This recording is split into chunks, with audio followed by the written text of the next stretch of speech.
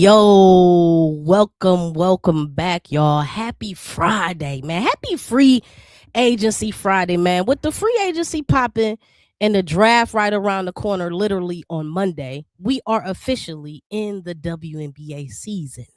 And boy, oh boy, they already got me on the edge of my seat, clenching my pearls. You feel me? Exciting times right now.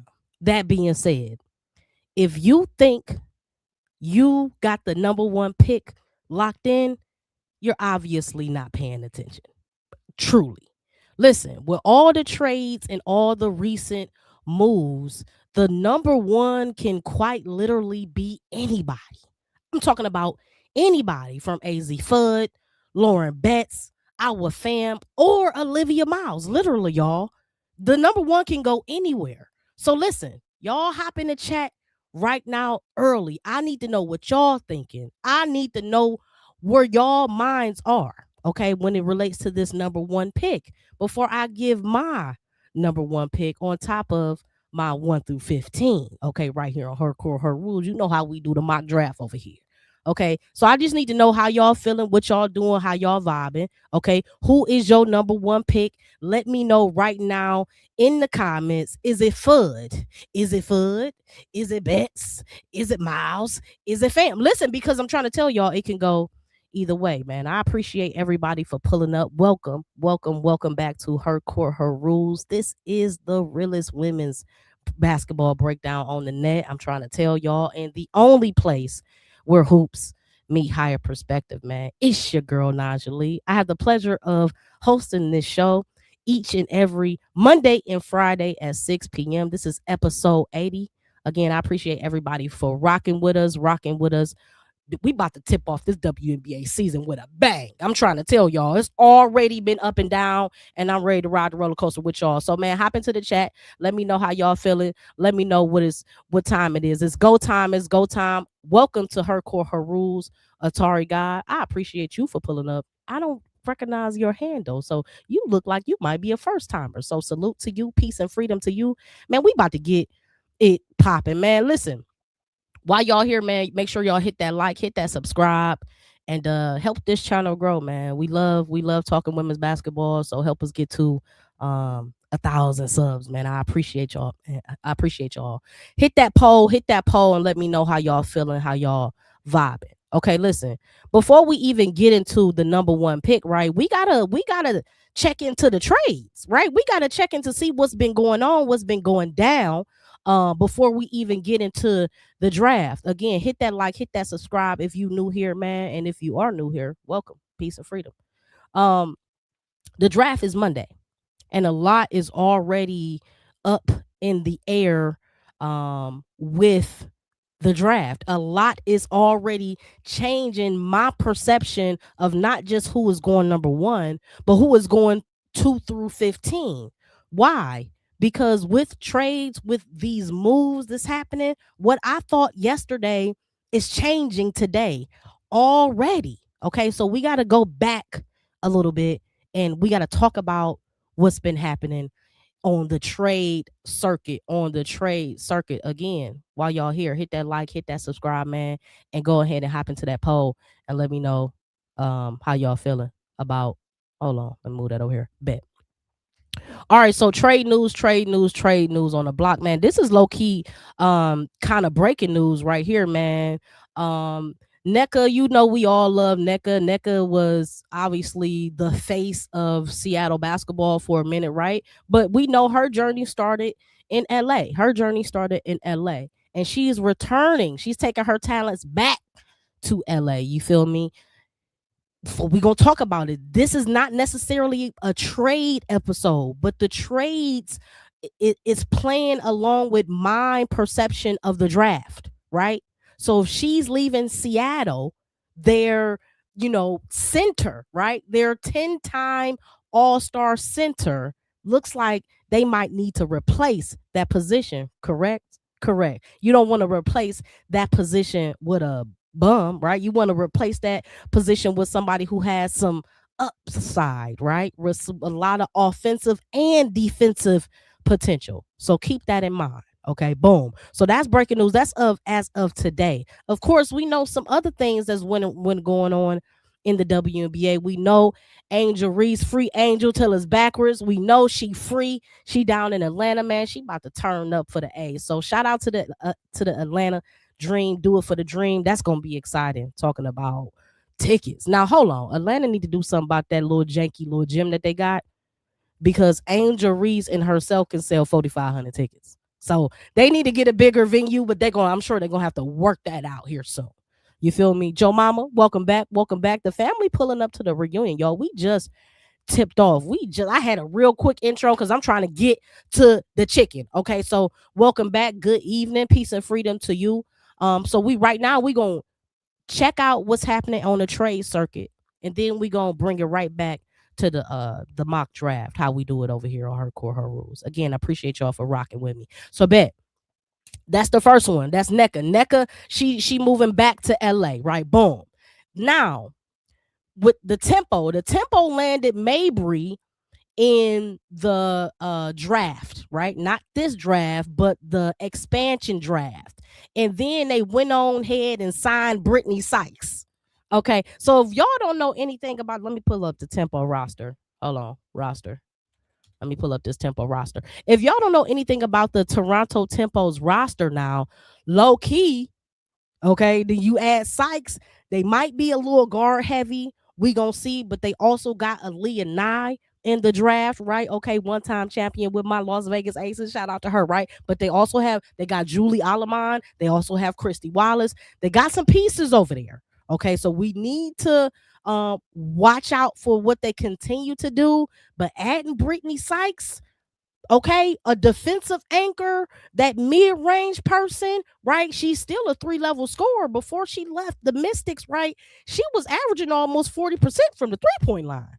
Okay, so it might get a little nasty over there in Toronto. So, yo, it's about to the WNBA season already kicked off with a bang. I'm ready for it. Hold on. Shout out to Queen. Shout out to Queen K. They already need a bigger arena anyway. I'm talking about heavy on the big, underline the big.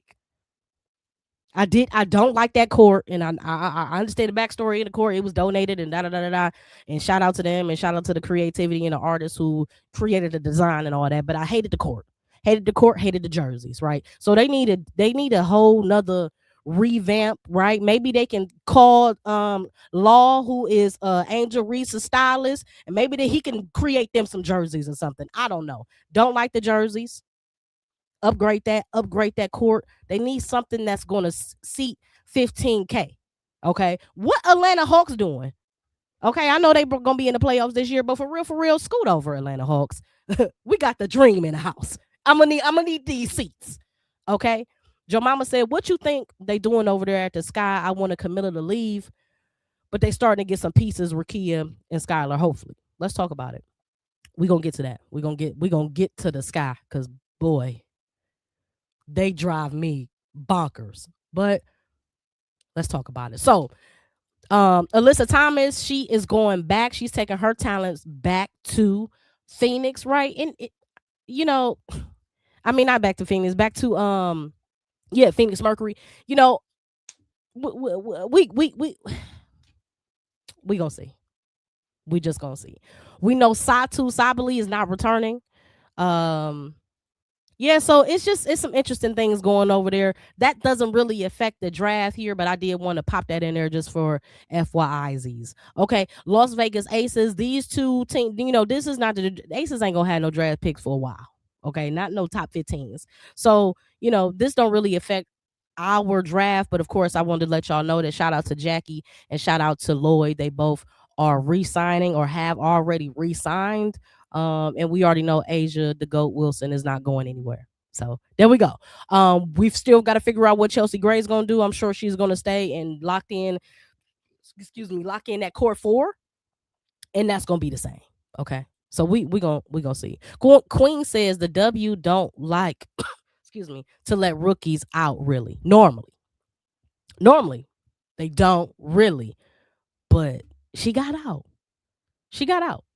That's crazy. So It's all I guess I don't know about y'all, but I'm shouting free Camilla too. I want her out of there too. But I think depending on what they draft, if nothing else, it's gonna be a show. Now I think they still gonna have a losing season, but I think it's gonna be better to watch this season or versus the last 2 seasons as it relates to, scoring and just, energy on the court overall. Okay. How good will AT be if her shoulders are out of whack? I don't know. It looked like she was hurting in a rival. I don't know. I mean, I guess with that little push floater thing that she do, I guess she can have busted shoulders and still get that shot up. She's not a 3-point shooter. She's not a, you know, really even a deep mid-range shooter. She's really like a in the paint, like right around that paint area, 15 foot and getting closer type scorer. So it might not affect her that much. But hey, if she wanted to play in Rival, my thing, I know everybody need that paper, gotta do what you gotta do, but might want to sit out a season on these off seasons, especially if you want to, be in superb shape going into the W season. That's just me. But also I'm not in the WNBA. So there's that. So to get Camilla out might be tough. Yeah, I think it might be tough, but Camilla and Angel got drafted in the same class. So Angel gets out. One would think maybe Camilla can get out, but if I'm Chicago Sky, now I ain't coming up. I ain't coming off of both of y'all now. Okay, one of y'all got to go ahead and stay, and that's gonna be Camilla. You feel me? AT been doing it a while with her shoulders. Absolutely, like she says she ain't gonna get no surgery until she done, right? Because surgeries, it can be a setback, and surgeries doesn't necessarily mean that they're gonna fix it. It can prolong or worsen the injury. So we really never know. I want Raven to go to the Sky if they get Skylar because she will learn from one of the best guards. I think I got another plan for Raven, and I don't think it's gonna be the Sky. Number one, I don't think Raven is gonna get drafted that high. So, and my opinion, I don't think Raven is top 5 worthy of a draft pick. Top 10, yes. Not top 5. No. Right, but Angel made noise. Yeah, Angel is a whole live movement. I'm a movement by myself. Shout out to Neo. But I'm a force when we're together. She going to the dream. That's gonna be a force on top of forces. So yeah, you're absolutely right. Angel can make that move. Plus, she was the one that kind of opened the air on how dysfunctional that organization is. And y'all remember Candace Parker was like, "Oh, you need to keep it all in the house and you don't let this stuff go out the locker room." Girl, put the shut to the up. Okay? You don't play for this raggedy organization or this raggedy coach. I'm gonna need for you to pipe down, bucko. So that's that. Then, okay, again, Atlanta Dream. We know that Alicia Gray, she is going to sign a 3-year max deal with the Dream. Brianna Jones is finalizing a deal to stay and return for the Atlanta Dream. So you think about it. They got Ryan, she's locked down. They got Gray locked down. Bree Jones locked down. Angel Reese. So that's your core 4 right there, starting 4. And then who's the point guard? Canada. Right, so assuming Canada is still going to be there, even if she's not there, you still got Tahina Pow. So Atlanta Dream got a 5 already wrapped up. So I think they're good. Now they just have to strengthen at least that bench and strengthen some areas that they lost. Like they lost Caldwell, right, in the expansion draft. Caldwell on paper may not move you, but Caldwell on the court is a problem. Okay, so they're gonna have to have some reinforcement on top of that starting core. And plus, Ryan has had injuries and missed games. Obviously, we know Angel has had injuries and missed games. The season is a long season now, right? We have 44 games.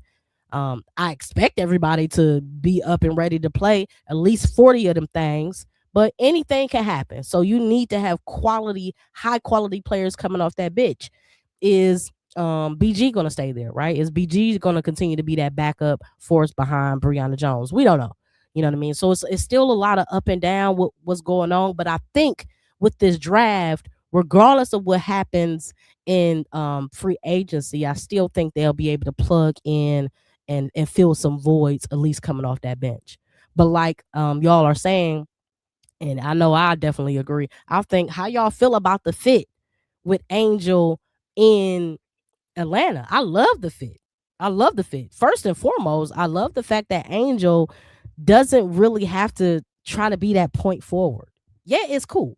Okay, it's cool. But I think that I think she's skipping steps, right? I think that you have to master your position first before you start reaching out to other positions, right? So if you want to be a point forward, I need for you to be a dog forward first. Okay. Defensively, I mean, amazing, right? Rebounding, hustle, energy, leadership, yes, right? We know that around the basket, sometimes she struggles. We know that her jumper sometimes can be a little, a little off, right? So I think getting on a team when you have three dominant guards between Canada, Ryan Howard, and Alicia Gray is going to take a lot of pressure off of her from trying to be that creator, trying to be that scorer. You know what I mean? I don't need her to focus on that right now. First of all, I love that you trademarked me bounds, but I need for you to make the shot. Okay, get the rebounds, get your actual offensive rebounds from others, right? And defensive rebounds to close out that defensive set. But I need you to make the layup on the first attempt, right? I don't need to be playing volleyball with the, back and forth, back and forth. I get it, but let's evolve a little bit. Now, what we did see, okay, we did see her training with some legends. We did see some progress, a little bit of progress in Arrival. I mean, she was only there for a hot second. But again, if you on a team with these type of shooters, and then you're learning from Brianna Jones, I don't think everybody is paying attention to the fact that Angel Reese is going to be learning from one of the best offensive bigs in the league in Brianna Jones, right? When she was in Connecticut, Brianna Jones was in the MVP race, right? When she was in Connecticut, if she don't get injured, they're in the finals, right? With her and Alyssa Thomas and them. So it's going to be very interesting to see her pick up some skills, pick up the footwork, pick up the finesse from Brianna Jones, and then you add that element to Angel Reese's game. We're not just talking about defensive player of the year. We're talking about top 5 MVP conversations. Let's talk about it. Okay. Comments. Yes, Nas, absolutely. That make the baskets. Come on, Angel. We love you, girl. We all team Angel. I don't know a soul, not personally, that is not rooting for her, right? But also, we root for all of ours. That being said, you're responsible for doing everything as a rookie. Everything. And I think Angel Reese had unfair expectations for what not just what the organization wanted from her, but what the media wanted from her. It's like there was again, she came out of an LSU system. And what we know about LSU, and shout out to Kim Mulkey, but what we know about LSU and under Kim Mulkey, I don't see players getting better year over year. Okay. So she was great at LSU off her own will, her own desire, and her own raw natural talent. That's the same talent we saw in Maryland. But the 2 years in LSU, it didn't go exponentially better, right? She was just still being her normal dog self. Now she gets the opportunity to be under somebody who's better than her by far offensively, who has the recognition, amongst the league as don't leave Bree Jones open. Hey, she back to the basket, face up. She might be a little thick, okay, but don't underestimate her quickness. She can get around you. Her footwork, she got great hands, right? She can shoot the three. And first of all, now she's shooting the three. Bro, that's what I'm saying. When I say it's levels, I think Angel skipped some steps because of what her team needed. As we remember, right? We go back to the moment where what's the point guard who got injured with Chicago? I forget her name. Y'all know who I'm talking about. From the Liberty, won, then got injured, tore ACL. Vandersloot, right? Ain't that her name? Yeah, her. Y'all remember the game that she got injured, right? They went to Angel Reese halftime, and Angel Reese said, this is a blow. This is a blow for everybody on this team. But I'm going to do, salute. I'm going to do everything in my power to help us win games. And that's the moment where she started dribbling the ball. She started bringing the ball up. She started being more of an offensive creator because they lost their number one creator, right? And then obviously the coach wasn't playing Haley Van Lith, and it was just a mess. That being said, I think she was forced into that role, and she rose to the occasion, rightfully so. It's Angel Reese. What do we expect? Now, in this role that she's in, she's gonna do the same thing. So just like Queen K said, yeah, she put him on her back, right? And shout out to you. You a Virginia fan? Okay. Ooh. Hey, Virginia did good this Sweet 16, baby. Yo, I think she did well. She rose to the occasion, and this stage is set up differently for her. And I think we're going to really see the level of success, right, and the level of development that we want to see in her offensive game. I'm excited. I'm definitely excited to see it. Okay, let's moving on. Dallas locked in Arike. She get a multi-year deal with the Wings. Matter of fact, I don't know if I like the deal though. I don't know what the money look like, but 7 years, I'm not signing up for no team for 7 years. 7 years? Now, again, a contract is just something to be traded, so it ain't like you stuck. But she signed a 7-year deal with the Wings. I don't know what is that? 4, maybe 5, 7? What are we in the 90s? Okay, whatever. But shout out to Arike, right? She locked in with the Dallas. And that for sure is going to play into the draft. Bet. Moving forward. Mitchell, she signed Kelsey Mitchell signed a Supermax with Indiana, rightfully so. I mean, by far, y'all can argue with me or argue with your mama, by far the best player on that team. Period. I don't care what nobody say. Shout out to Caitlin. Shout out to AB. They might have the rookie of the years and all that, but Kelsey Mitchell was the best player on that team. Kelsey Mitchell was the one that took that team on that back when Caitlin played a third of a season last year. Kelsey Mitchell is the one when every guard on that team got injured. Kelsey, right? Had it not been for her, they would have got smoked by the Aces. But Kelsey is a whole problem. Right now, AB is a problem too, and we already know Caitlin is a world of problems, right? But shout out to Kelsey for inking that Supermax deal, man. Much deserved, much needed.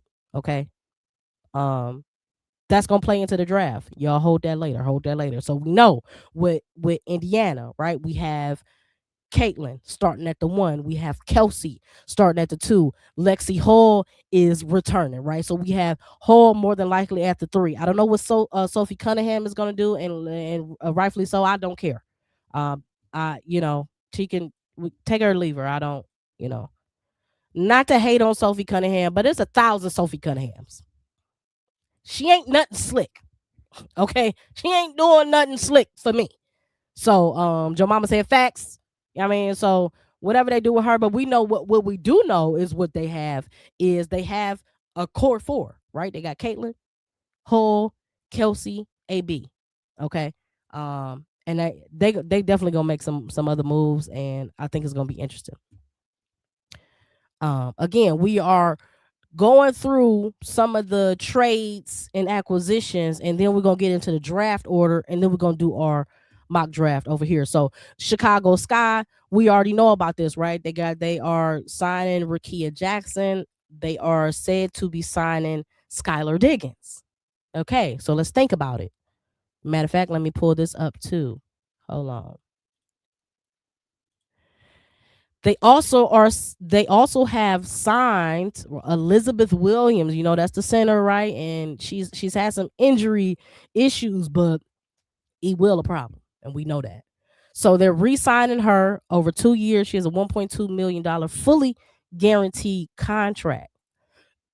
So what does that have us? That have us with Rakia Jackson, Skylar Diggins, Elizabeth Williams, Camilla Cardoso. That's your core 4, your power 4 there. You can build on that. You absolutely can build on that. Now, I don't like the coach, okay?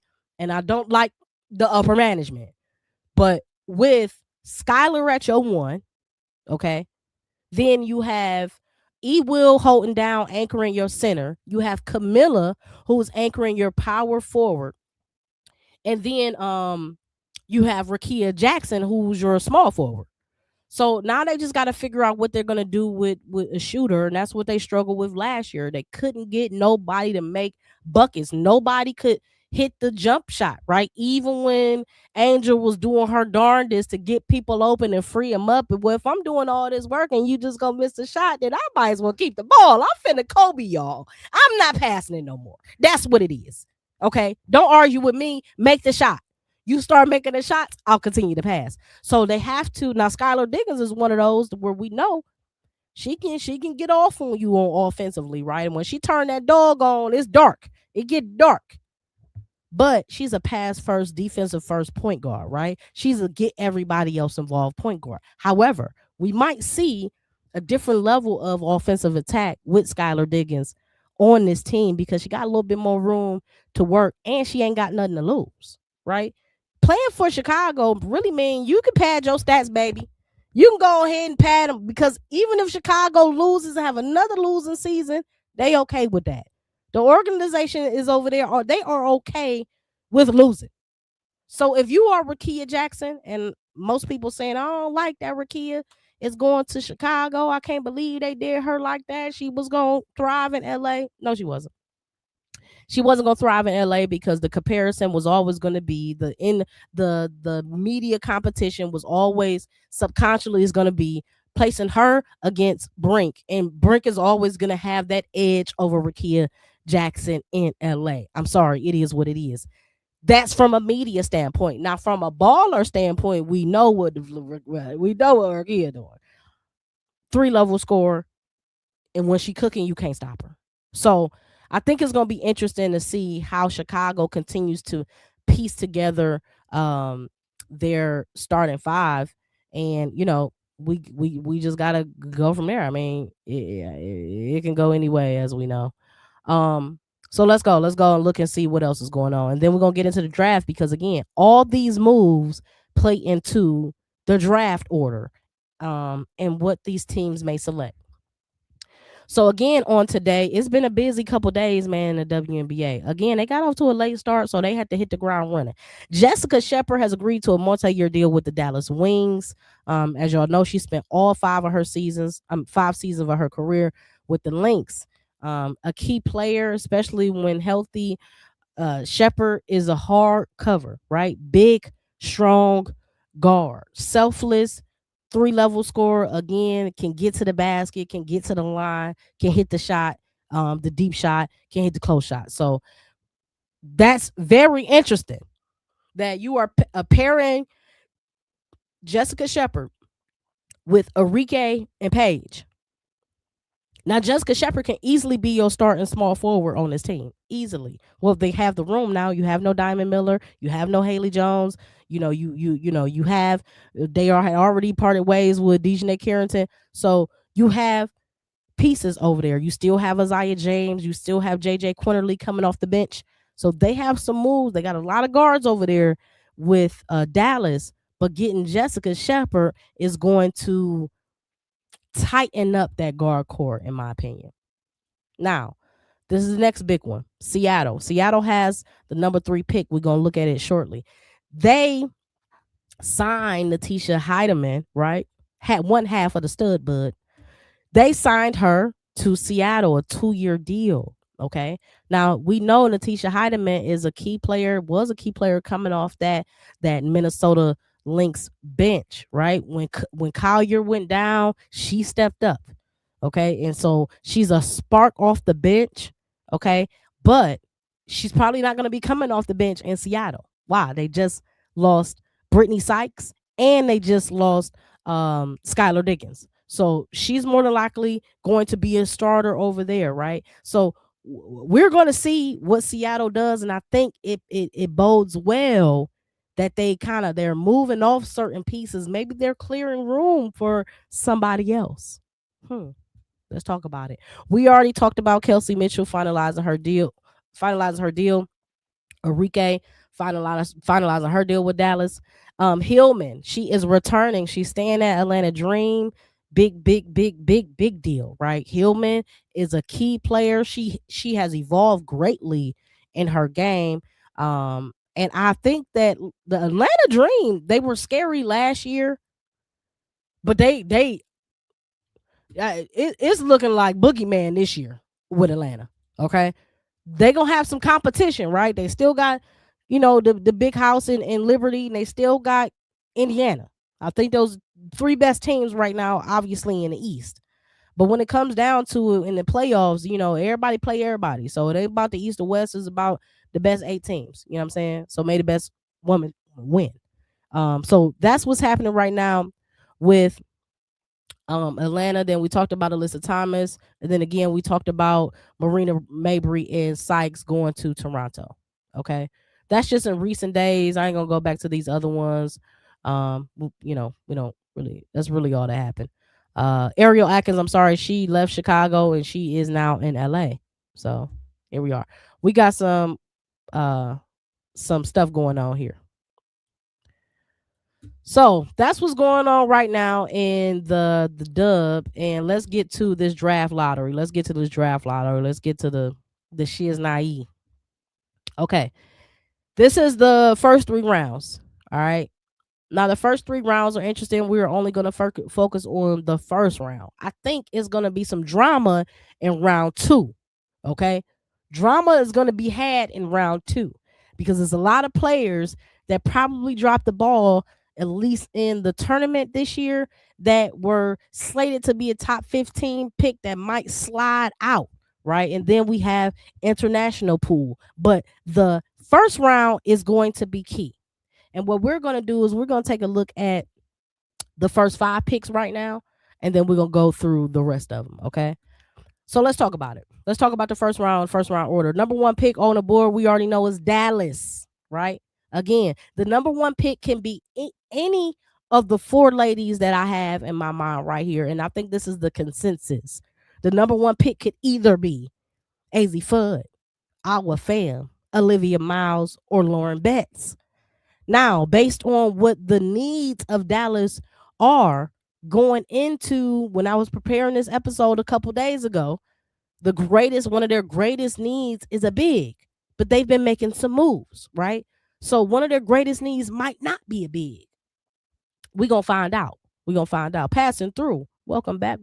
Passing through. Her core, her rules, man. He a faithful. So shout out to you. We know number 2 pick, Minnesota Lynx, right? We know what just happened. Natisha Heidelman and Jessica Shepard have gone elsewhere. Jessica is in Dallas. Natisha is in Seattle. Are they clearing space for another guard? Seattle, let's talk about it. We know no Skylar, no NECA, no Sykes. Are they clearing space for a guard or a big? Again, whatever you thought you was solid on 2 days ago, I know such and such going such and such. Erase it. Don't write no draft picks down in ink because there's so much going on. I have no idea, literally no idea what they're going to do. Now, that brings me to Washington. I think Washington is probably maybe the safest bet, I think. I don't know. And then Chicago. So let's talk about it. We're going to start with 5 first because 5 right now, Chicago is probably, I think, one of the most interesting picks right now because of the acquisition of Skylar Diggins, the acquisition of Rakia Jackson, and the lockdown of Elizabeth Williams at their center. And we already know they got Camilla. So in your mind, welcome back to Her Core, Her Rules. Shout out to you. Peace and freedom, Ms. D. In your mind, if you're looking at those 4 players in Chicago, Skylar Diggins, okay, Camilla, Rakia Jackson. If you're looking at these 4 people in Chicago, obviously you're thinking in your mind, they need a shooting guard. I need somebody to round out my 5. Now, they probably not saying, okay, Haley Van Lith is about to be our starting shooting guard. Probably not. I need a shooting guard. If I were them, What am I doing? What am I doing? It's obvious to me. If I were them, because we're gonna work our way up 5-1. If I am Chicago, based on what they have on the court right now, just the top 4 players on a team right now. Skylar Diggins at your 1. They don't have a 2 yet. They have a 3 in Rakia Jackson. Okay. They have a 4, a bona fide 4 in Camila Cardoso, and they got a bona fide lockdown 5 in Elizabeth Williams.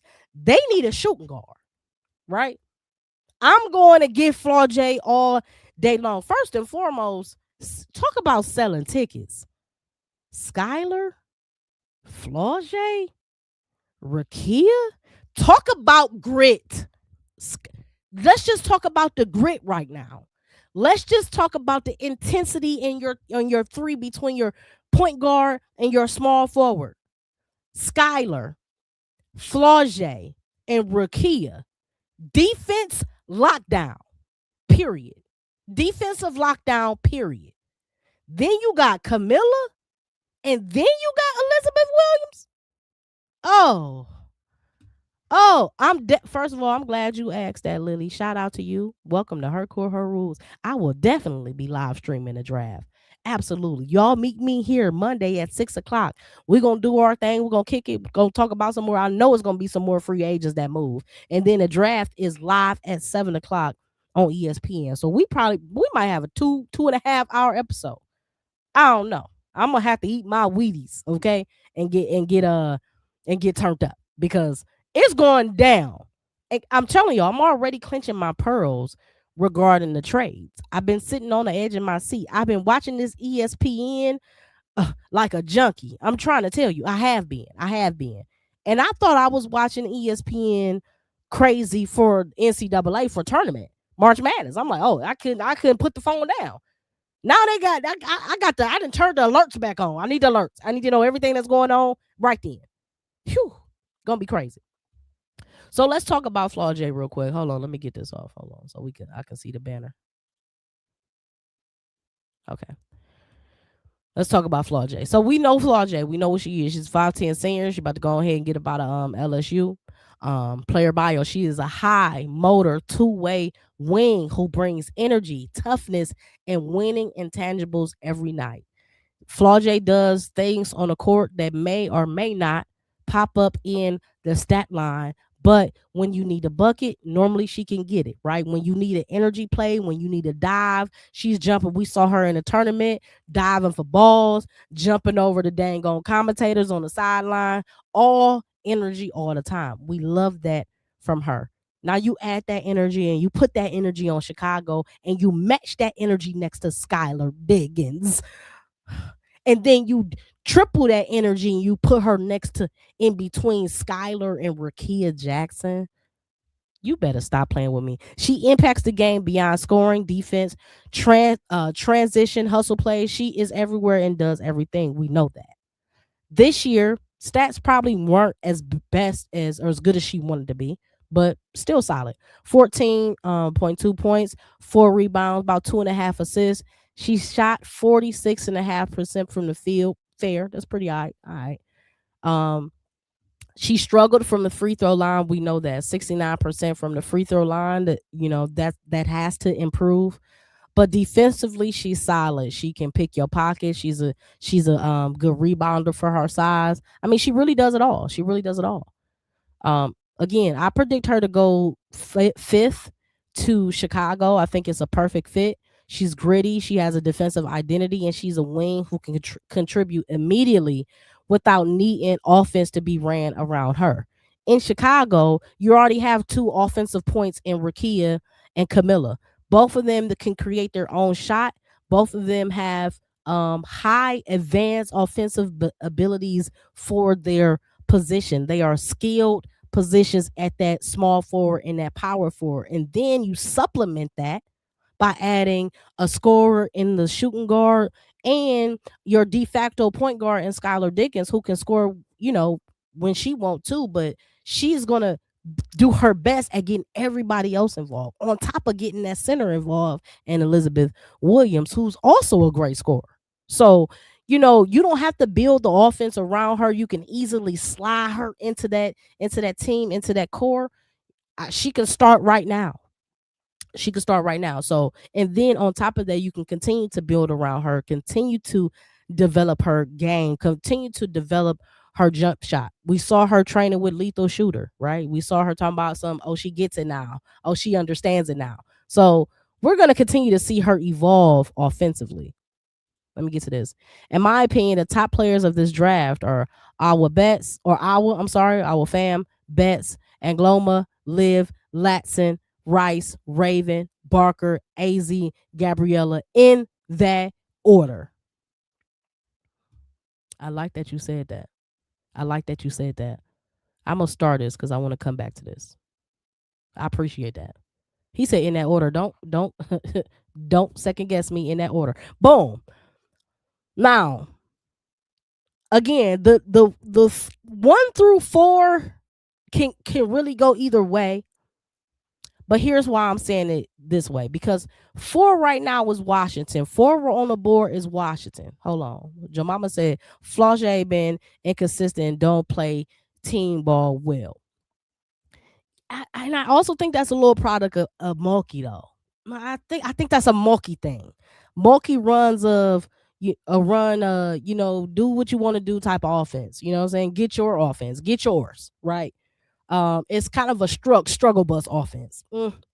I think that'll change when you put her next to Skylar, right? When you put her next to Rakia, right? I don't think she can afford to be selfish. And then you put her next to Camilla and Williams. I don't think she can afford to be selfish. But again, I do think that Chicago need to make a move with a coach. We'll see. So number 4 on the board is Washington. Washington, we kind of know what their roster looks like. Let me pull them up real quick.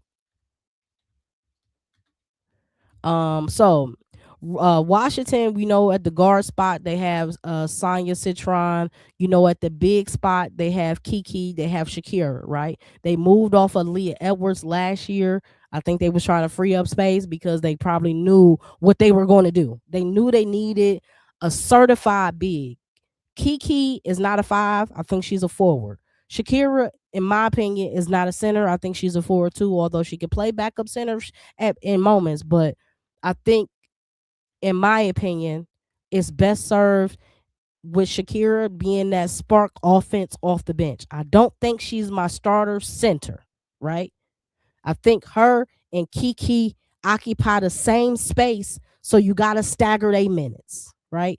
I think she can get starter-like minutes coming off the bench in that 6-man role, similar to a Derrica Hamby, right? I think you can get her 25, 27 minutes, allow her to be super efficient, reduce opportunities for mistakes by reducing her minutes, but also empower her to lead that second unit off the bench in Shakira Austin. That's why I have Lauren Betts going number 4 to Mystics, because Lauren Betts is a certified center, dominant interior presence, who impacts the game on both ends with size, touch, and rim protection. On top of she can pass the ball. She controls the paint, alters shots, and gives you a true anchor inside. Her and Kiki will not operate and occupy the same space because we know that Lauren Betts is best served closer to the basket. We know that Kiki can kind of get the ball anywhere in the mid-range, can hit the shot, she can put the ball on the court, she can get to the basket, she can then post you up, she can spin off you, she can get to the line. She's a crazy finisher. So I like Lauren Betts with Kiki, right? Now they still have Sonya Citron, they have JC Sheldon. That's probably going to be your your shooting guard. And then small forward. Depending on what side, depending on how you really want to do your rotations. You do have 2 big bigs, Kiki and Lauren. Lauren's 6'7" though. That's a different type of size. So if you have Lauren at your center Kiki at your power forward. Maybe put JC Sheldon as your small forward to kind of be that defensive spark like a Lexi Hull, and then have Georgia Amore as your point guard, which was she was drafted last year, but we never got to see her because of the ACL injury. I think you can go ahead and roll that out, roll the ball out. I think you might have something. Okay. Hold on, let me see. Bets to Mystics for a true center. I think so. I think that's the best move. They need a true center, and I don't think Kiki is a true center, nor do I think Shakira Austin is a true center. I like Shakira being a 6 woman and let her be the number one option off the bench. You nailed it. I see passing through. We see this. We see it the same for sure. For sure. I think she's such a phenomenal scorer. But I think she kind of. I think the way coach runs the program, she competes for minutes with Kiki, and that just not a. It's just you're not gonna win that because Kiki is a better defender. So you know, there we go. Lauren, either Mystics or Lynx. I think you're right. However, the Lynx freed up a lot of guard space. So I really don't know what they're planning to do there. That's why this number one pick, it's gonna change everything, right? The number one pick is gonna change 2 through 5, or at least 2 through 4. Shakira been looking around, so she may not be on the Mystics. Now again, she may not be. She may not be. Okay. I would hate to not see her on the Mystics, but if she left there, where else would she be best suited? Y'all riddle me that. Where could Shakira Austin, now her game translates damn near to any team. Where else can she be best suited? I mean, maybe you sent her to, is Tina Charles coming back this year? Maybe she goes to Connecticut and maybe she reunites with Aaliyah Boston. You get Aaliyah Boston, you get Shakira Austin. I'm not Aaliyah Boston. Aaliyah Edwards, I'm sorry. Aaliyah Edwards. You get Aaliyah Edwards, you get Shakira Austin, you get Sanaya Rivers, right? And maybe you kind of piece that together. The Connecticut ain't gonna be good this year, so I don't know. She might can end up in Seattle, right? They're gonna need some reinforcements, but also not having NECA means that Malanga instantly becomes the piece over there in the center, right? Now we get to see the Malanga everybody been talking about. Now we get to see the Malanga who's dunking in a rival, right? So we gonna find out. Our fam has potential by year 3 to be a true number one option on a top 4 team. She's the closest thing to Asia I've seen. Nail Angloma floor is a third option. Ceiling is a 1A, 1B on a championship team. I think you spot on. I think Nell is a great scorer as well, as far as definitely getting to the basket. I don't think she shoots that well from the free throw line. We're gonna look at her later on, but I think she's a great piece, especially on a championship team. She can play right now coming off the bench and be a hitter, right? She could be a hitter off the bench. So I think that's going to be interesting. Our fam, we about to get to her here shortly. So depending on what that second and third pick does, if they don't draft big, I think Lauren Betts is the best option going to DC, going to the Mystics. Now, number 3 pick here on the board, and since we're talking about our fam, number 3 pick is Seattle. Now they lost NECA, right? They lost 2 guards. Okay, they lost Brittany Sykes and they lost Skylar Diggins. We don't know if the other Will is resigning. We don't know. So Seattle is interesting. Because they have spaces for a big and they have spaces for a guard. Now, it's depending on what they want to do, right? Do they want Malanga to be a scoring type big, or kind of focus on the defensive anchor and then score whenever she needs to, meaning that you don't need to run a play for Dominique Malanga. She's definitely going to be your starting center now, right? But if they go and draft our fam, in my mind, you can have something crazy. You can have something crazy because our fam really talk about score the rock. She's a better scorer than Dominique Malonga by far, in my opinion. Right? Way more skill, way better footwork. Right? Better jump shooter. She got the mid range shot already. That's something that is usually a talent for a big that they develop later on in their career. Right? Like you said, year 4, year 5, you start to see that J work really popping. But she already got a jumper. I think her confidence level is key. Her confidence level is key, and that's what makes me interested in seeing her being drafted third, going to Seattle. Right? I like her there because they're going to need what she is, a high upside international forward with elite physical tools and versatility.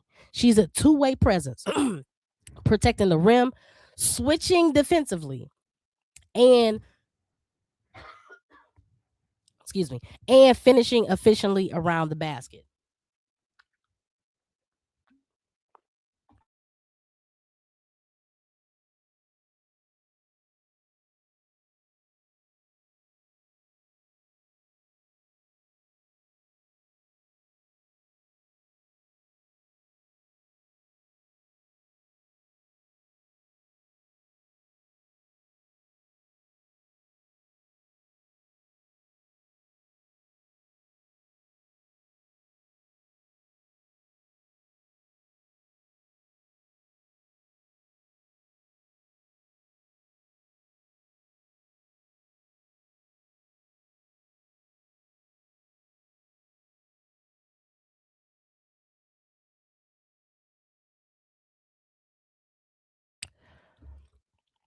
Okay, y'all, I had to come back. I had my little cough spell. Hold on.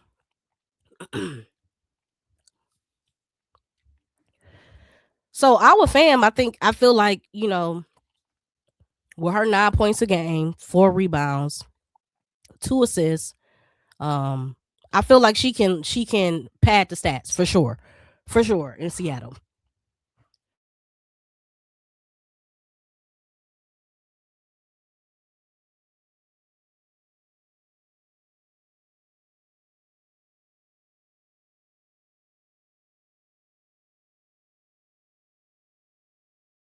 Yeah, so I saw her in the FIBA games against, shout out to you. Shout out to Tonio 0624. I saw her in the FIBA games and she didn't light up the world. No. Absolutely not. But against USA it's kind of tough to light up the world, especially when you going against our bigs.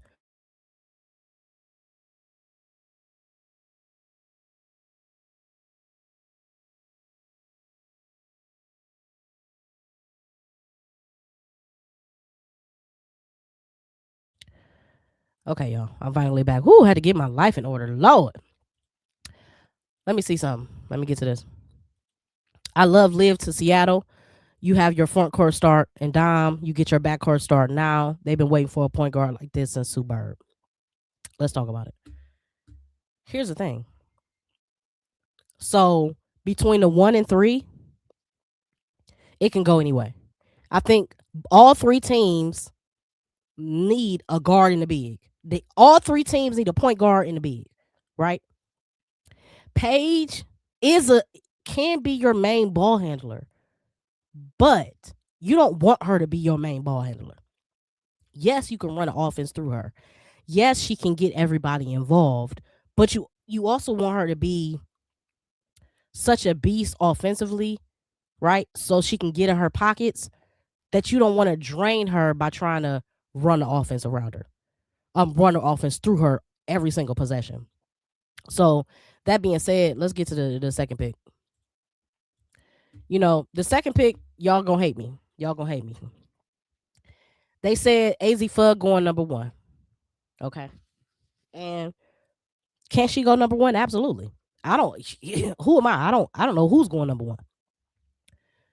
But I think what Minnesota is doing by them not by Natisha Heidemann leaving and Jessica Shepard leaving, and I'm looking at the roster, AZ Fudd fits right in there. I think AZ Fudd is a better fit in Minnesota than any other team in this top three. You put AZ Fudd, you can put her in the corner, right?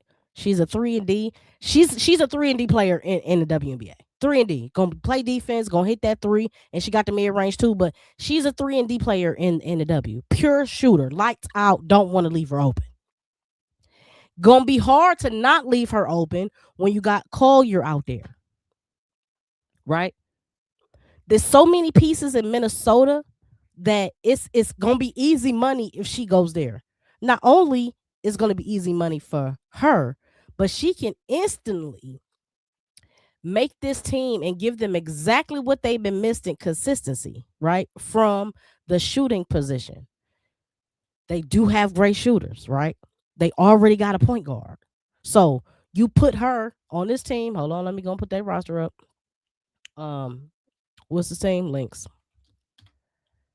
So you put her right in the middle and pull that roster up.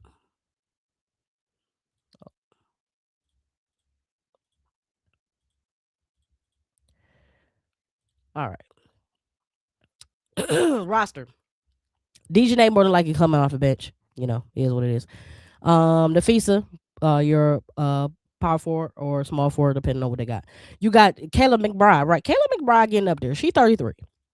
Okay. She lights out. We know she in 3-point shooting contest. We know she a dog. We know she had one game where she made 8 threes last season. She a dog. But you know how you no longer have Jessica Shepard, 6'4" guard, right? Sherrod, you know, whatever. She was good in college, but we haven't seen much of her in professionals. Right? You got Alana Smith, your code DPOY, and you got Courtney Williams. Courtney Williams, your point guard. You put Courtney Williams and AZ Fudd next together, and Kayla McBride. What you talking about? Courtney Williams, AZ Fudd, Kayla McBride, Nafisa Collier, Jessica Shepard. I'm sorry, Nafisa Collier, Alana Smith. Now, the thing about the Lynx is they still need a big. So, do you draft a sharpshooter that you need? Or do you draft a big that you absolutely need? Which one is it? Which one is it? So again, this second pick, this Minnesota pick, if Fudd is not on the board, then obviously you're probably gonna go Awa Fam if Fudd is not on the board. But I don't think, hold on, I don't think Dallas is going Fudd number one. I don't think Dallas is going Fudd number one. I agree with you, Fudd to the Lynx. I agree with you, Fudd to the Lynx. Hold on, I'm missing something. Passing through said I love Liv to Seattle. Okay, we talked about that. I wasn't expecting her because Spain isn't good at all, but she did. But she looked apart. Her size look and she looks impressive. Her size looks impressive. Her offensive game is impressive. And then her defensive calling core. We talking about Awa Fam right now. So, okay. As a Sky kills me, Minnie has our pick. I don't understand. I think Chicago Sky I think the only thing they want to do is sell tickets. That's it.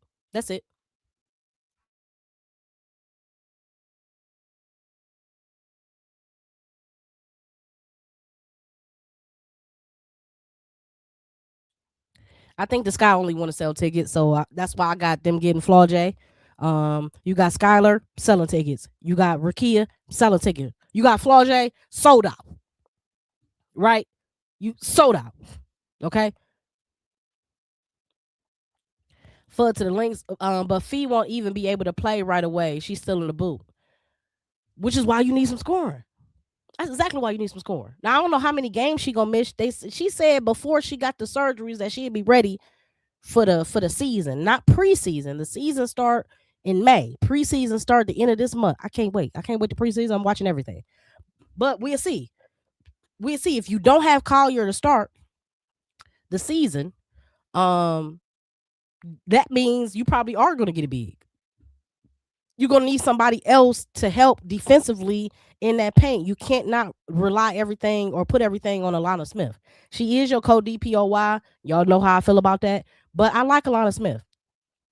But if you don't have Collier, and you don't have one half of the stud bud, you're going to need some scoring.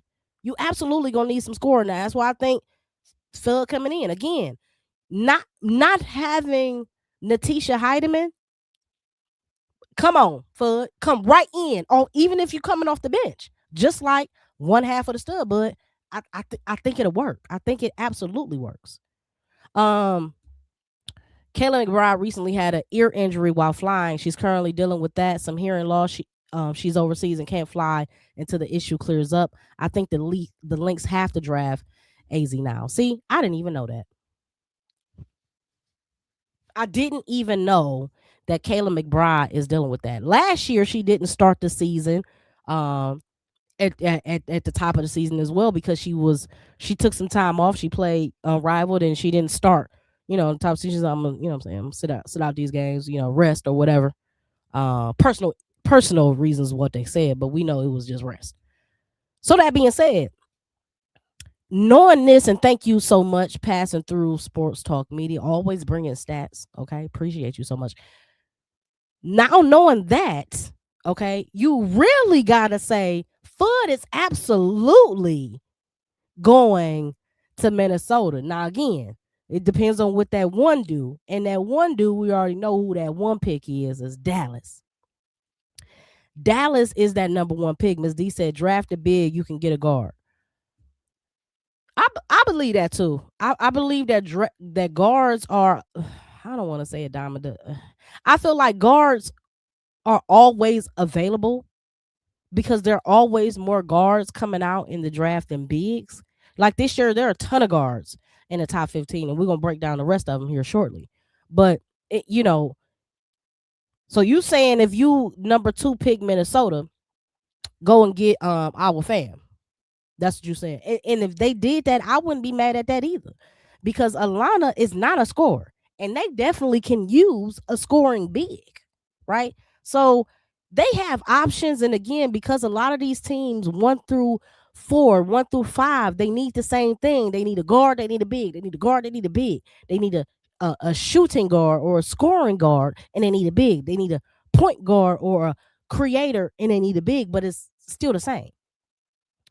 When you showing the draft, so I'll be here on Monday at 6 and the draft start at 7. So we gonna pregame a little bit, look at what's going on in the W as far as trades and whatnot, and we're gonna kick it right into the draft. Okay. Get back to these comments. We won the chip at 22-1 and then just quit on everything. I know, right? I know. Lynx losing stud buds and Alana Smith. So you think Courtney Williams gone too? Now, if Courtney Williams gone, they definitely getting AZ Fudd. But Alana Smith, they co-DPOY. Where's she going? Unless she don't want to be on that team. I think Alana Smith overrated anyway. So if she wasn't there, then I ain't mad at it. Okay. What Tupac said, I ain't mad at you. I'm not mad at you. Okay. She can go and get on. But defensively, she is a rock. She is a rock. Like, you can't get through her and it's hard to get around her. But I just think that she a little overhyped. I just joined and I saw you I saw you talked about Atkins or Rakia trade potentially. I'm excited to hear about your thoughts later. Matter of fact, let me spin a block on it. Again, we talked about Chicago. And we talked about them potentially having and locking in Skylar Diggins at the 1. Okay. Then at the 2 is a big unknown. We don't know what they're going to do at the 2. But that's why I propose go ahead and get Flau'jae. Go get Flau'jae at the 2, right? No brainer. You can go Flau'jae or you can go Neepkins. But I like Flau'jae because she gives you a little bit more ball handling. So if you go Flau'jae at the 2, Rakia at the 3, you got Skylar, Flau'jae, Rakia. That's crazy. Defensively and offensively, can hit you coming and going. Bink, bink, bink. And then you round that out with Camilla and E. Will on your back end, both are offensive threats and defensive threats. That's a problem as a starting five all day long. So what we hated was that, oh damn, they hire. What you mean that they gonna get rid of Angel and da da da da? Well, shout out to Angel, she in Atlanta, but damn, what they doing right now in Chicago could possibly be one of the best GM moves that they've ever done thus far. They make a lot of bad signings. They traded picks for Haley Van Lift. They traded most stuff for Ariel Atkins. They had Kia Nurse, who bombed last year, did absolutely nothing. Nobody could make shots. So it was nasty work last year. And I think this year, if they do this, if they just listen to me and do this, they'd be all right. They'd be all right. So what we do know again is that the number one pick is Dallas. If the Sky potentially give Minnie Fudd the league should hate us. Oh God. they absolutely will. That's why Dallas need a big. Okay, so number one is Dallas. Let me pull up they let me pull up they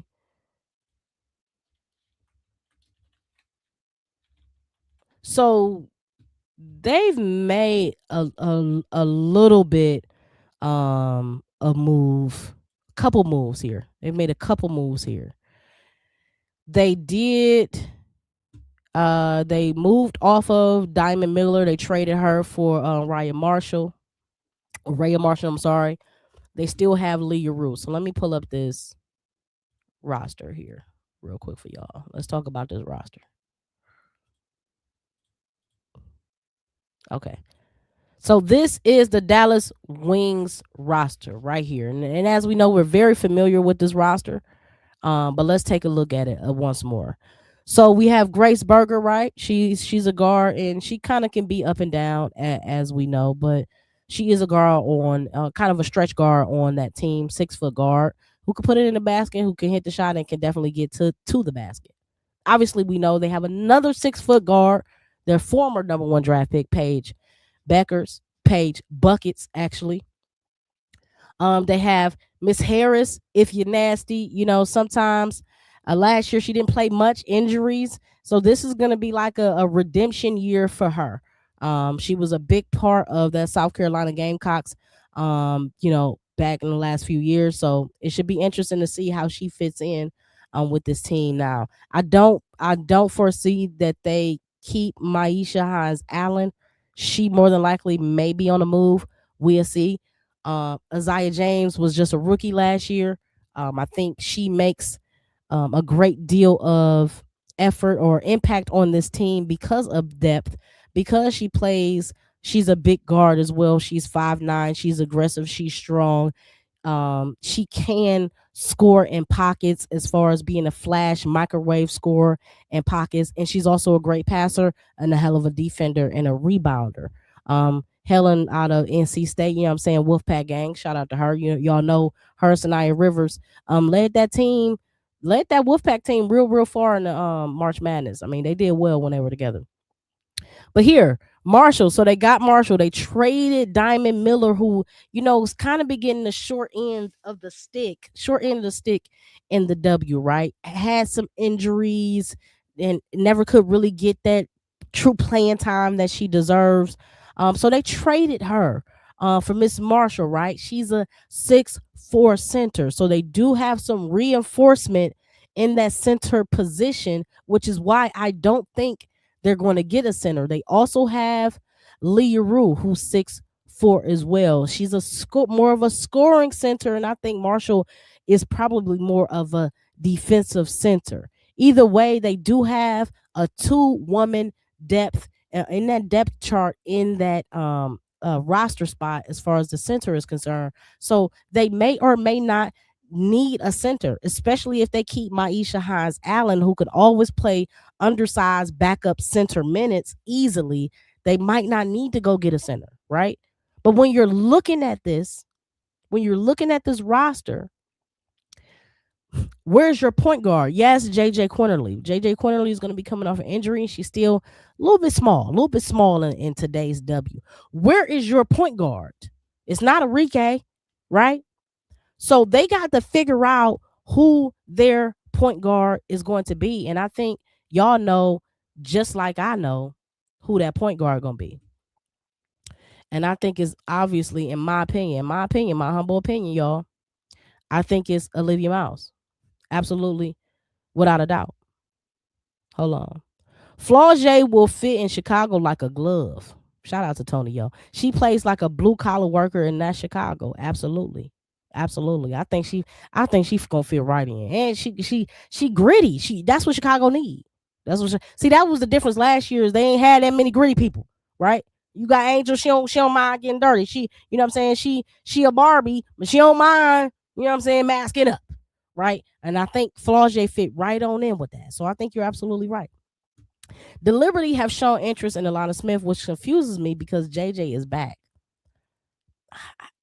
I don't know. The Liberty also fired their championship coach, so I have no idea what they're gonna do. I mean, they've let a lot of great pieces go. What's our one girl who played for the Liberty and now she was arguably the MVP of the team for Golden State before she got injured. Y'all know who I'm talking about. Let me put up Golden State. Valkyrie's roster. Let me pull up the Valks roster. Yes, Veronica. No, not Veronica Burton. Who I'm talking about?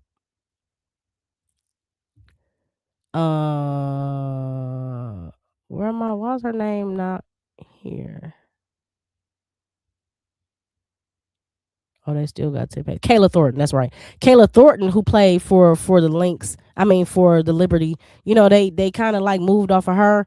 Exactly, Kayla Thornton. And sometimes I don't be knowing what they doing over there. So we they got to figure that out. So yeah, I maybe they want to. JJ can score away from the basket as well, right? She's shooting threes. She can do all that. So maybe they want to have a double big lineup, a double defensive threat lineup, and then take some of that pressure off of JJ for being that defensive anchor and kind of allow JJ, especially as her career matures, right? She ain't as young as she used to be. So as her career matures, maybe you want her to kind of be more on the offensive side. Yeah, still play great defense. Yeah, still go for the blocks. Yeah, still rebound, but also focus more on scoring and put the pressure on Alana Smith. We don't know, right? And then maybe with that being said, you go a double big, then you can really go big because now you can put Stewie at your 3. And now Stewie don't have to play those big, demanding minutes down in the paint because she played a lot of power forward minutes this year. That's taxing. And we saw it in the playoffs. We're like, damn, she ain't taking over the games like we used to. Like we used to seeing her, right? This is a 4-time champion in college. This is a 2-time WNBA champion. We used to seeing Stewie do remarkable things. And last year, I think she got a little tired, right?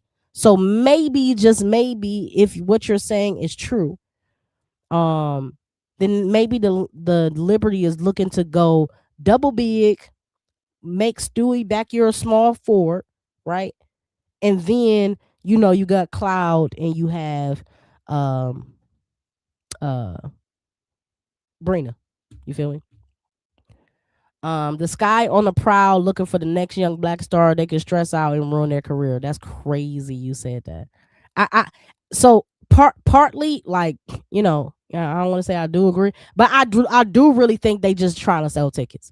Now, I think that if they go and get Flau'jae, that they really do have cemented a starting 5 that makes a whole lot of sense on paper, but at the end of the day, as long as they keep Tyler Marsh, they ain't trying to win. That just is what it is.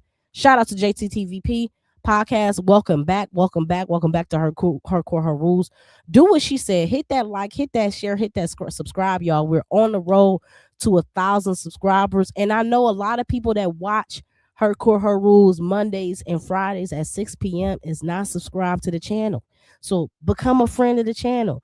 Be a part of the family reunion every Monday and Friday at 6 o'clock, man. All the people pull up to the reunion. It's a cookout every evening, okay? So, man, go ahead and grab your plate and pull up, you know what I'm saying, and grab a seat. You feel me? Matter of fact, JTTV podcast is actually a podcast on Spotify, dropping real gems, real jewels. So if you like real conversation, in depth, you know what I'm saying, high perspective, and just like kick back, you know what I mean, hit up JTTV podcast on Spotify. Shameless plug. Um, do you think Hidalgo is better than Olivia? I'm such a big Hannah fan. Um, it's hard to say if she's better. I think they do a lot of similar things, right? Again, let's look at Olivia Miles' bio, right? We know she's coming out of TCU. We know she transferred from Notre Dame. She's a dynamic playmaking guard who sees the game a step ahead. She thrives in transition, creates easy looks for teammates, and brings creativity you just can't teach. The creativity you just can't teach is similar when I'm thinking about Hidalgo is the dog that you just can't teach, right? What Hannah does on the defensive end is something I've never seen before. But Olivia Miles as a passer is also something that I haven't seen a passer like this, like you said, since Sue Bird, right? Chelsea Gray, right? These are elite passers. Okay. I don't be when Hannah's playing, I don't pull the goggles out and be like, oh, now can she pass the ball? Yeah. Is she gonna get her people, involved in there? Yeah. But Hannah is more of a threat her end, right? I'm trying to figure out a player that I can I really can't compare her to anybody because defensively she's unlike any other. Scoring wise, she can score with the best of them. She can take over a game like that, scoring, but also she can take over the game defensively. Olivia Miles can take over the game passing, which is phenomenal, right? And she's a walking triple double threat. Now, so is Hannah. So their games are so similar but so different in the same. It's kind of hard to explain it. Olivia Miles this season, she averaged 19.7 rebounds, 6 assists. She shot 48% from the field, 35% from three, and almost averaged 2 steals a game, shooting 84% from the free throw line. It's really crazy. You pair Olivia Miles, hold on. I got to stand up. You pair Olivia Miles with Paige Buckets. First of all, how much easier does it make the game for Paige? That's what we need to be thinking about when we're looking at if your franchise player is Paige and you just inked the deal with Enrique for 7 years. You need a point guard to make it easier for them. Now, Paige is a ball handler, but you talking about drafting a female Magic Johnson. That ain't Paige. Paige is a bucket. She's going to attract 2 players, right?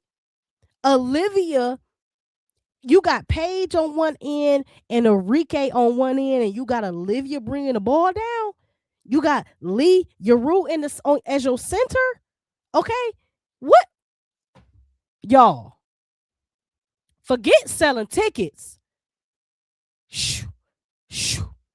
Man, listen. JJ was hurt last year, so Alana Smith would be backup. I like that a lot, actually. Yeah. JJ was hurt a lot last year. Yeah. So we talking about the Liberty right here. So if you got Alana Smith over there, paired up with Stewie and them, you can obviously you're gonna start your defensive player of the year. Alana Smith is a co-DPOY, so I don't think you bringing her off the bench. You start her, okay? You starting a big lineup, but look, you're in the East. You're in the East, and you're gonna have a big lineup when you're looking at the new face of the East right now. And shout out to the Liberty because they're the more recent winners on the East as far as championships are concerned. But when you're looking at the East, you're looking at Indiana and you're looking at Atlanta. Those are the 2 teams you're looking at. Washington, they're still building. There's still some unknowns there. I think they're good, but they're at the bottom of the league race. You're looking at Indiana that did remarkable things with a half a team last year.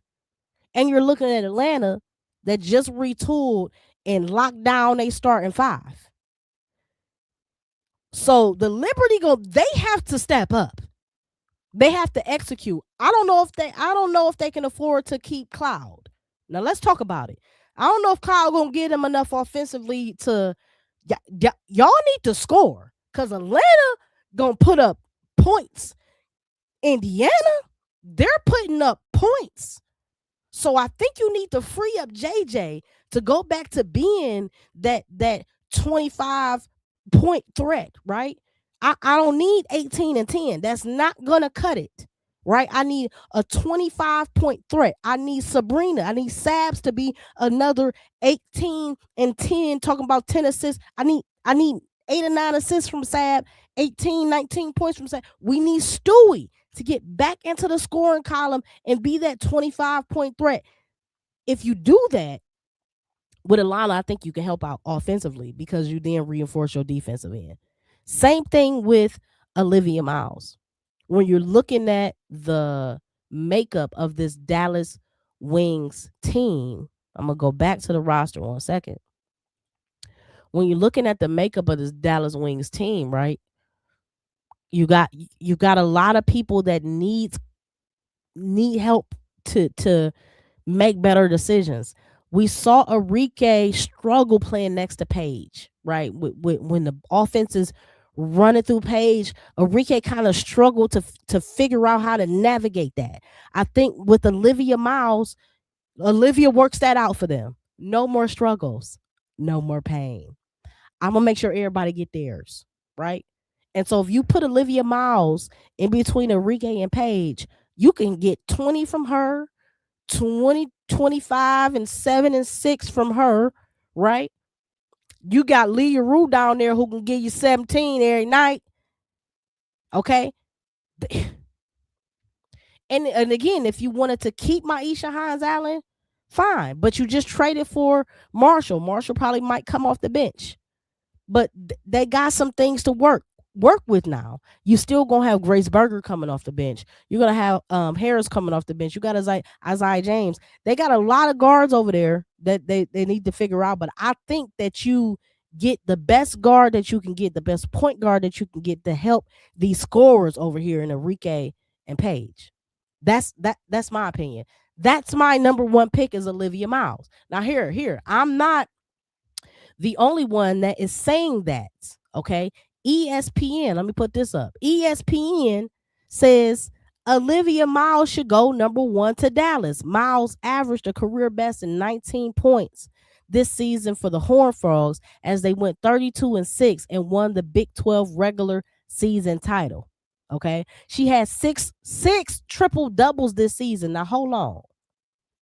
You have Olivia Miles, and also you put her next to Paige, who can do multiple things offensively and defensively, right? So you're stacking your skills and you're stacking your assets. Right now, it was too one-dimensional. We know Enrique trying to score. I don't care about nothing. Enrique not trying to do too much passing. She ain't trying to do too much rebounding. Sometimes she want to play defense. Sometimes she don't. You know what I mean? Sometimes, you know what I mean? What she do want to do? Put that ball in that basket. You know what I mean? She can kind of have tunnel vision at times. That's okay. When you got a score like that, you don't want to let that be a slap on the hand. You want to find a piece that can maximize the strength of Enrique, which is being a incredible scorer. Now, she took a lot of shots last year and she led the league in missed shots. However, that's going to change because she won't have to do as much creating, because if you get Olivia Miles, you have a creator on the court. Her court vision is excellent. She made 73 three-pointers this year at TCU and last year at Notre Dame. With that kind of offensive arsenal, Miles could work well with Beckers and Enrique. And they said if she stays in Dallas, well, guess what, baby? She's staying. Okay? Hold on. Miles and Paige backcourt would be horrendous defensively, but the offense would be insane. Now, here's the thing. It can't be worse than Paige and Enrique backcourt. Can't be worse. You also have Isaiah James coming off that bench who is defensive minds, has a defensive mindset.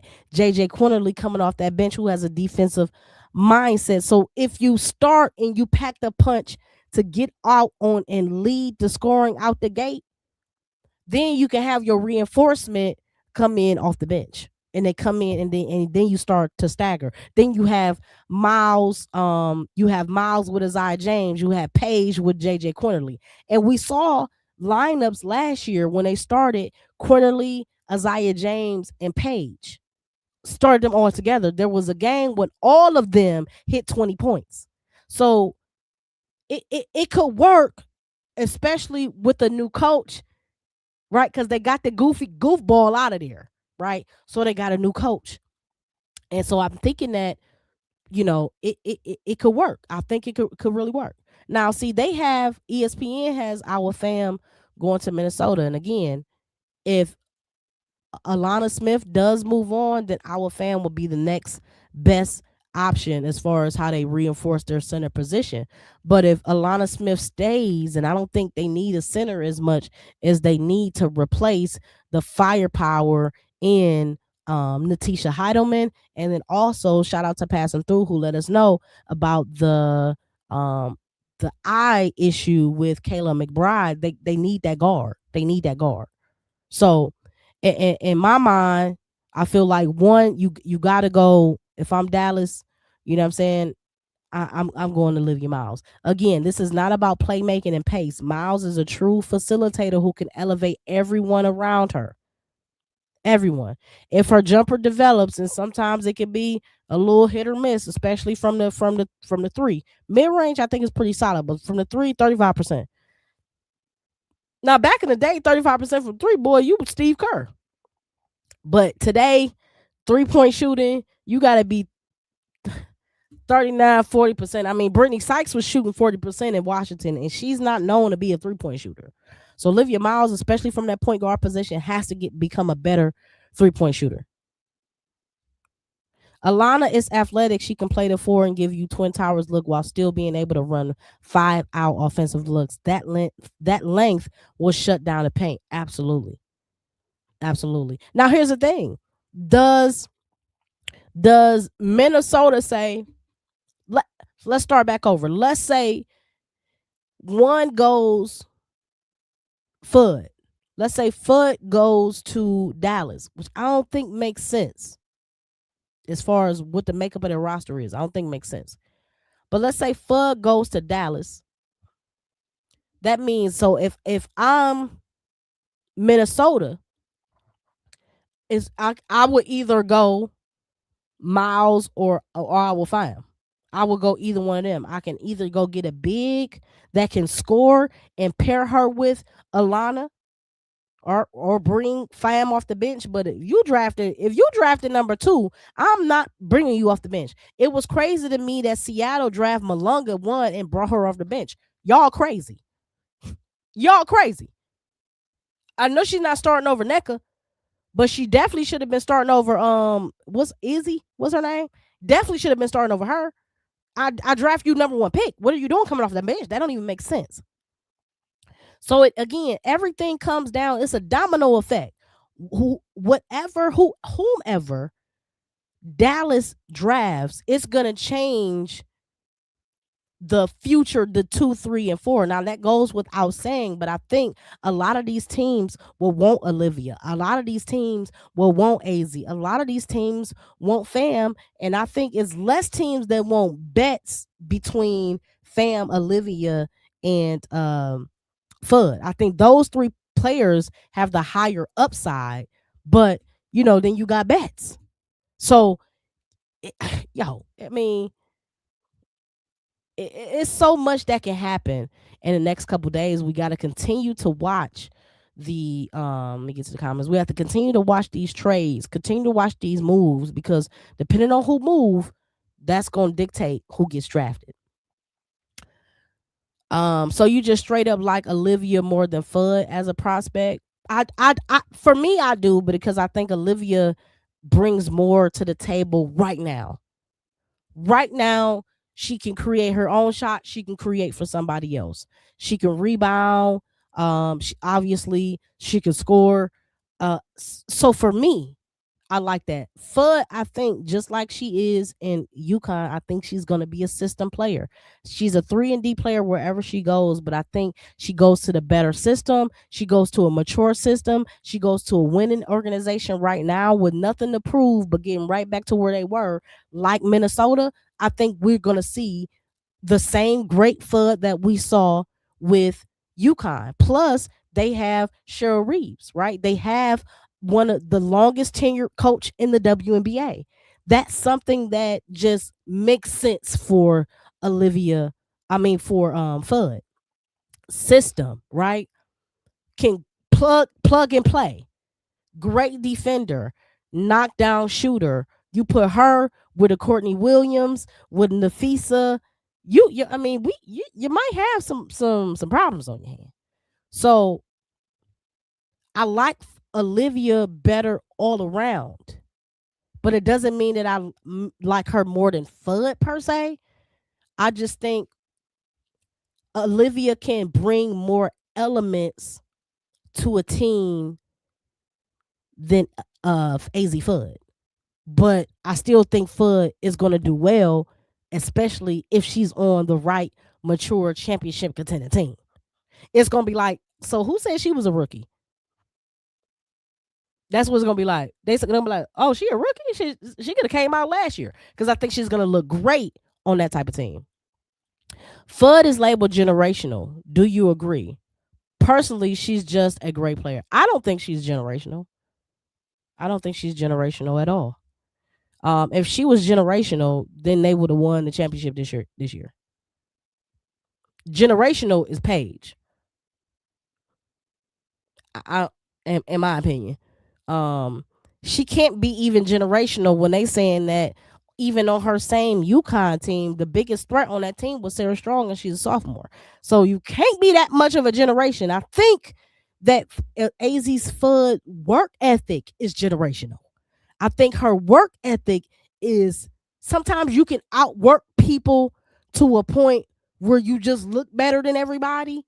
But I think that her commitment to being a great shooter, her commitment to reading screens, her commitment to moving her feet and being a great defender, I think that's a high level. But I don't think it's generational. As a player, I just think her commitment might be. If Alana leaves Minnesota, I really like Azurá Stevens as her replacement. Now, I like Azurá Stevens, but I don't think she could replace DPOY. But I like Azurá Stevens. Now, don't get me wrong. Don't misquote me. I love Azurá Stevens, but I don't think she can replace Alana Smith defensively. But as we all know, she's by far an upgrade offensively. Alana Smith gives us nothing offensively. So, you can create a starting five with Azurá Stevens in there, absolutely. But I think you will still need a center. Like, I think you still need that defensive anchor center wise, and I don't think that's Stevens. I know she's next in next year's draft, but do you like Juju over both Olivia and Fudd? Absolutely. Now, Juju is generational. Juju, I mean, next year, we're probably gonna need. They're probably gonna need to put 2 people on Juju at all times. Her scoring ability, her finishing ability, left hand, right hand, by far, I think she's way better than AZ Fudd.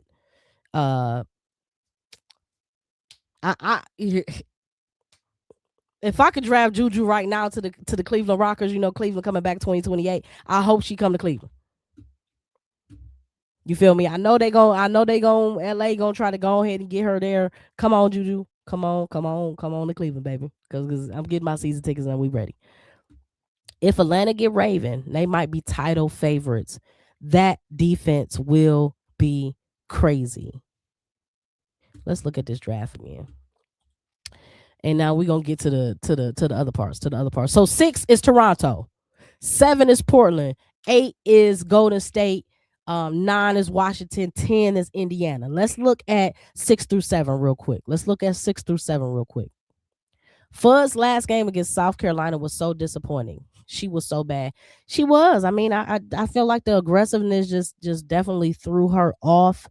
And then it was hard to watch. I'm a big proponent of, you know, if this gonna be your last game, light up the world, baby.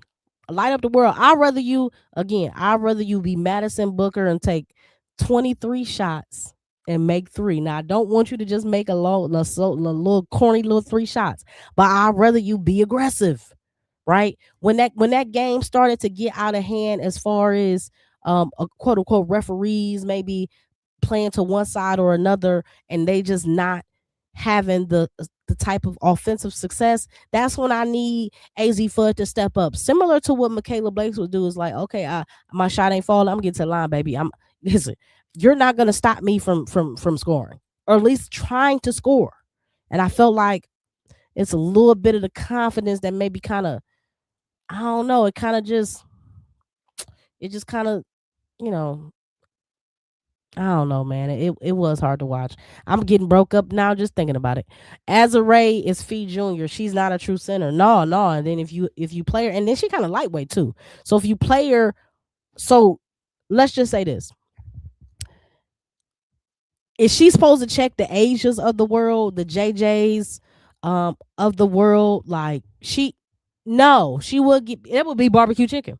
There's no way that she can check those type of centers all game long. Matter of fact, I think Azare Stevens might get cooked by Kiki. She doesn't have the muscle mass, I think, that can bang down there with other, bigs in the W. But she's a great, highly skilled player. I think she's like a small forward, power forward. I think I would think of her more like, what's Alyssa Thomas girl name? What's her name? Phoenix roster. DeWanna Bonner. That's what I'm thinking of. I think she is like DeWanna Bonner 2.0. As a Ray Stevens. That's in my opinion. She can play big minutes at some times, but because of her body type and her archetype, I don't think she can play it all the time. AZ is an average athlete on the next level. Her 3-point shot is saving grace. She can't sustain another major lower extremity injury. Lord knows she can't. We're not even going to talk about that over here. She already had 2 big ones. You know what I mean? So again, that's why I think in the right system, especially like with Minnesota, where she's not asked to do so much, where she's really asked to play good defense and hit that 3, dog. Hit that 3. Because when you have somebody that's a sharpshooter from the 3-point line, the way she is, and her mobility, right? The fact that you have to chase her, similar to like Kayla McBride. She's not just gonna stand in the corner and wait for she's running around. And AZ got a tank on her. She can run. So you really gotta put your track shoes on and chase her. Which means what? She can get you in foul trouble. Once she start getting that little, you know what I mean? I don't want to say foul baiting, but like, get to it. Like, oh, rip through. Like, go ahead and get that foul. Get to the free throw line. Go ahead and make them easy buckets. You feel me? I think she's really gonna elevate her game to the next level. But the way that she can maneuver off the screens, take them couple dribbles in, take that mid range. She got the little mid range fadeaway, and then her 3-point shot is deadly. Yo, get her. I'm trying to tell y'all, get her on Minnesota with Collier and Courtney Williams over there, orchestrating everything. I think it's gonna be a problem. What's your general thoughts on both the expansion teams rosters? Golden State roster was so much better than both. So I actually got Golden State up here right now. So let me put Golden State back up here. So this is Golden State's roster now, and we got Portland Fire. Let's get up Portland Fire roster. So we got Portland Fire. get their roster. So right now, Portland Fire. Let me get their roster pulled up for y'all. Bet. Sarah Ashley Barker, they have her. I like her. She cool. Yeah, she cool. Chloe Bibby. Okay, we know who Chloe Bibby is. Maya Caldwell, that's a great pickup, phenomenal pickup. Bridget Carlton, phenomenal pickup. Emily Inkster, I think that's a great pickup too. I think that she probably didn't get as many minutes as she could have got in Washington. So I think this is a good look. Louisa, another good look. This is gonna work.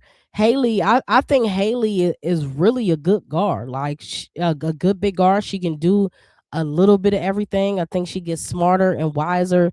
The longer she stays in the league, I just want her to be a little bit more aggressive offensively, especially in that mid range. But I like Haley Jones. I've always liked her game. I mean, we know her from Stanford. She was literally the face of Stanford, right? Um, Shout out to her because didn't they win? Didn't she win a championship with them at Stanford with Tara Vanderveer? They got Carla. They got Nika Moore. She is gonna be missing a second consecutive season due to another injury. So that's a gut punch. They also have Suge Sutton who came over from Washington in the expansion draft as well. She's a pretty solid point guard. I think they still need another point guard. But Haley Jones can play the point guard minutes, right? She can play point guard minutes. She's a great passer. She has great vision, and by her being 6'1", she can see over a lot of the defense. So, for instance, if you are somebody is 5'9", checking Haley Jones, more than likely she's gonna be able to still execute that pass and probably put you in the post. Probably. So I like it. I like it. Hold on. Tonio said, I don't like Carlton. I think she's just super mid. She can be a letdown at times. I'm not going to hold you. I think her first start is going to be good. We got to see. I think as this roster is constructed thus far, they're not going to be the worst team in the league. But they're probably going to be bottom 5. That's kind of what you expect from an expansion team. However, we got spoiled last year with Golden State and what they did. But they also had dogs. They got Veronica Burton. They had Kayla Thornton, who was a super MVP. They got Janelle Salon. We know she got game on top of game on top of game as far as offensively. Bag, okay? She got a bag. So when you have her, then you got Kate Martin, then you got Tip Hayes, right? So they had Chin. They really had, and Letitia Amir, right? Come on now. This roster was constructed almost mwah. Okay. Portland doesn't look to be like that. So, I don't think they're gonna be the worst team in the league, like I said. They're gonna be bottom 5 though, for sure. Golden State has a lot of free agents, actually. Hayes, Thornton, Billings, they can look different. They can. They absolutely can. I think they'll re-sign Thornton, though. They'll be a fool not to. But, WNBA has done crazy things. I think they'll be a fool not to re-sign Thornton or Billings. I think they could move off of Tip Hayes. Tip Hayes was injured almost all the playoffs, you feel me? All at the end of the season. I mean, she getting up there a little bit. You know what I mean? She was retired. Until Becky Hammond called her and said, "Hey, girl, hey, big head, we need you over here." She came back. You know what I mean? Her career was, reinvented under the Aces. And then, she moved on. So that's cool. Will she move on from Golden State? Who knows? If she did move on, though, I would like Tip Hayes in New York. Now, it will make that team a little bit older. I like Tip Hayes in New York. Give you another spunk. I think offensively, she's an upgrade to Cloud. And she's still a pest on defense as well. But I think what you miss in Cloud is just that threat. You know what I mean? And her jumper is respect, because I like Cloud. Who don't like Cloud? But her jumper broke, dog. Sometimes she can hit them shots off of momentum and off of energy and adrenaline. But when she was in the skills game for the All-Star weekend, right? I sat here and watched her miss 3 elbow jump shots from the free throw elbow, 3 in a row. I saw her miss layups. I said, "Bro, how's you in a skills position and you can't make this little what? That's your game. Your game is mid range. So how you missing it?" So I don't know, man. They can afford to make some moves for sure. Tonio said, "I mean, in the playoff as a starter, she's consistently dropped 2 points, 2 rebounds a game. Collier got no help. She didn't. She didn't. She didn't. She didn't.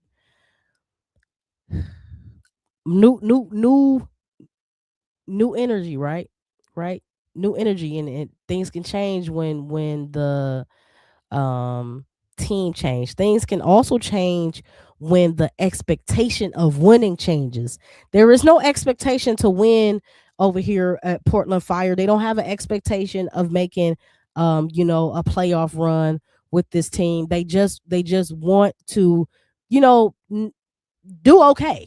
Right? So out of 44 games, if this team won 15 to 20, I'm okay. I'm okay with that. 20 games, I'm okay with that out of 44. We're not expecting them to win 30 plus games. Absolutely not. So I think when you reduce the expectations a little, sometimes players can let their hair down and become more comfortable, and they can grow together and create a system that works for everybody versus fitting in the system and you got to get to the finals or bust. Because when you got Collier on your team, it's either finals or bust, right? I like Cunningham and Golden State. She fits their style, toughness, and grit. I like that. I like that as well. I have no complaints with that. So Sophie Cunningham, you talking about? Um, I like that. I think Sophie Cunningham really is a plug and play player. She can be on every team. Any team and a W, she can make it work on. Because she's not a player that is demanding the ball. She gonna get hers off the swing, swing, swing. You feel me? So you feel me? I appreciate you. Hold on. Boy, I'm about to take off my hat. You about to make me cry. I got my very first super chat. Shout out to Passing Through Sports Talk Media, who's always here every episode, every live. Thank you. Thank you for always holding it down. I appreciate your input.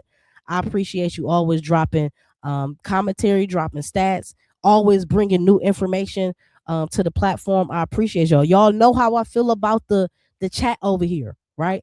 If you new here, the chat is my co-host.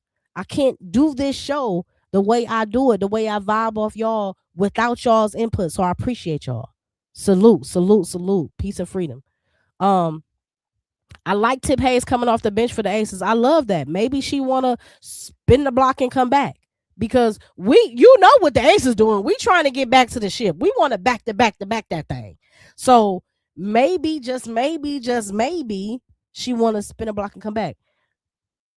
We'll see. I also am a fan of the Aces getting a little bit younger on the bench. I'm also a fan of that. I'm also a fan of Kia Stokes go. I'll just do something with Kia Stokes. I don't know. Do something with her. Are we trying to keep Cheyenne Parker Tyus? I don't know. Why did we resign Kirsten Bell? If y'all new here again, I covered the WNBA all last season as well. We gonna do it again this season. I have a strong dislike for Kirsten Bell. Strong. And they re-signed her again. I said, boy, oh boy, y'all killing me. But again, they don't have draft picks. They're gonna spend a lot of money in free agency. They locked up Jackie. They locked up Jewel Lloyd. We know Asia's the franchise player. They're going to more than likely lock up Chelsea Gray. That's a lot of money between 4 people. So you probably gonna need to, get a little cheap. And then we lost one of our most affordable shooters in Aaliyah Nye in the expansion draft. So, I understand why, but it just bothers me. Do you think there's a chance Courtney returns to Minnesota? She chasing a bag. Minnesota might not offer. I think she want the money, for sure. And I think she need to go back to Connecticut. I think they need a point guard. I think Connecticut would gladly pay for her whatever she's asking for. I think Connecticut would gladly sign that.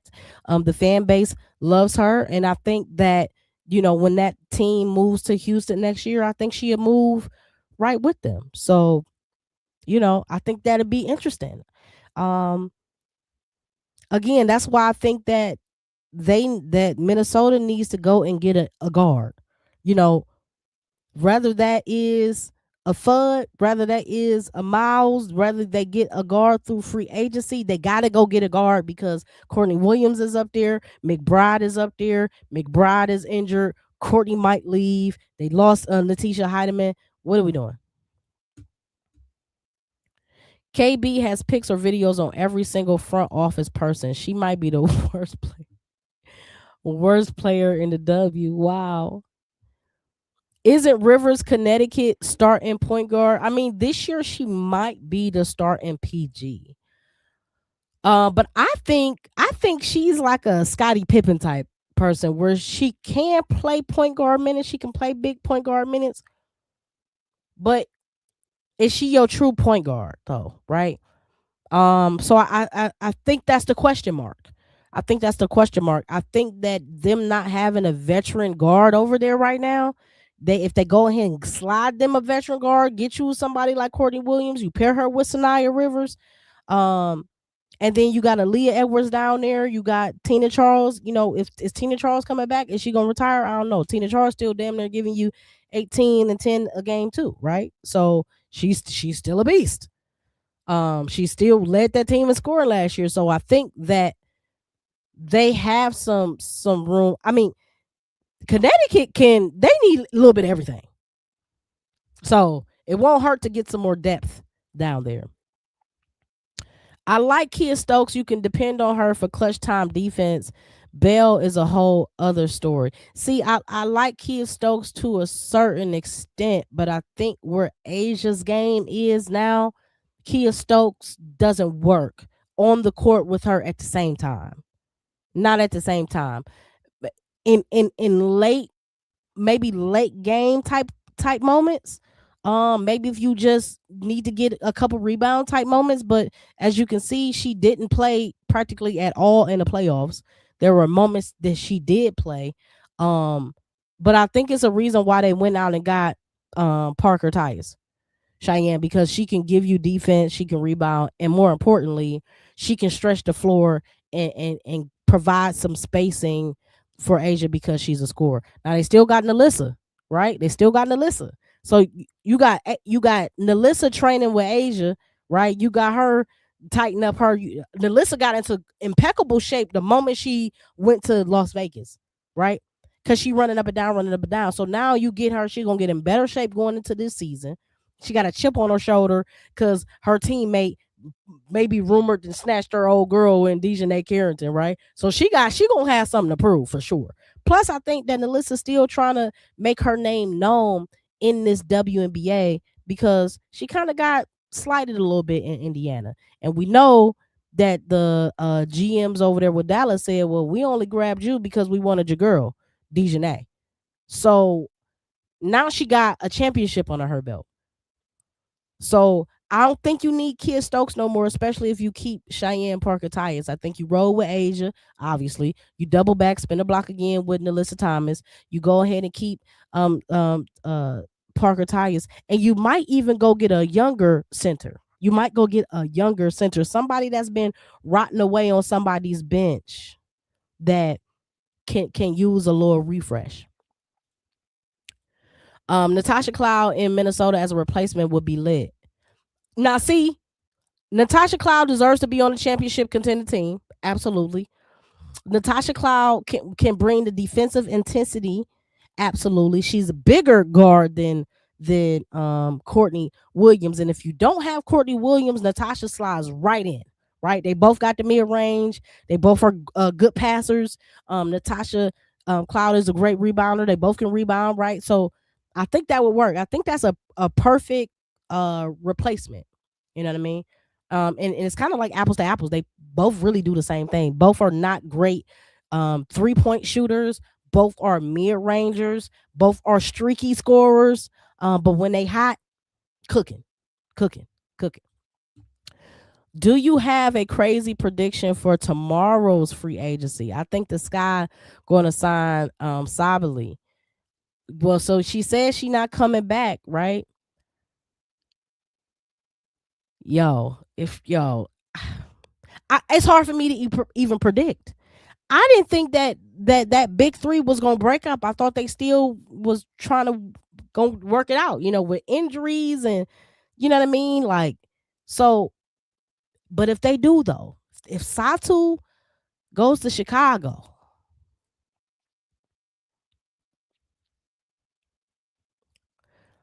I don't know what to say.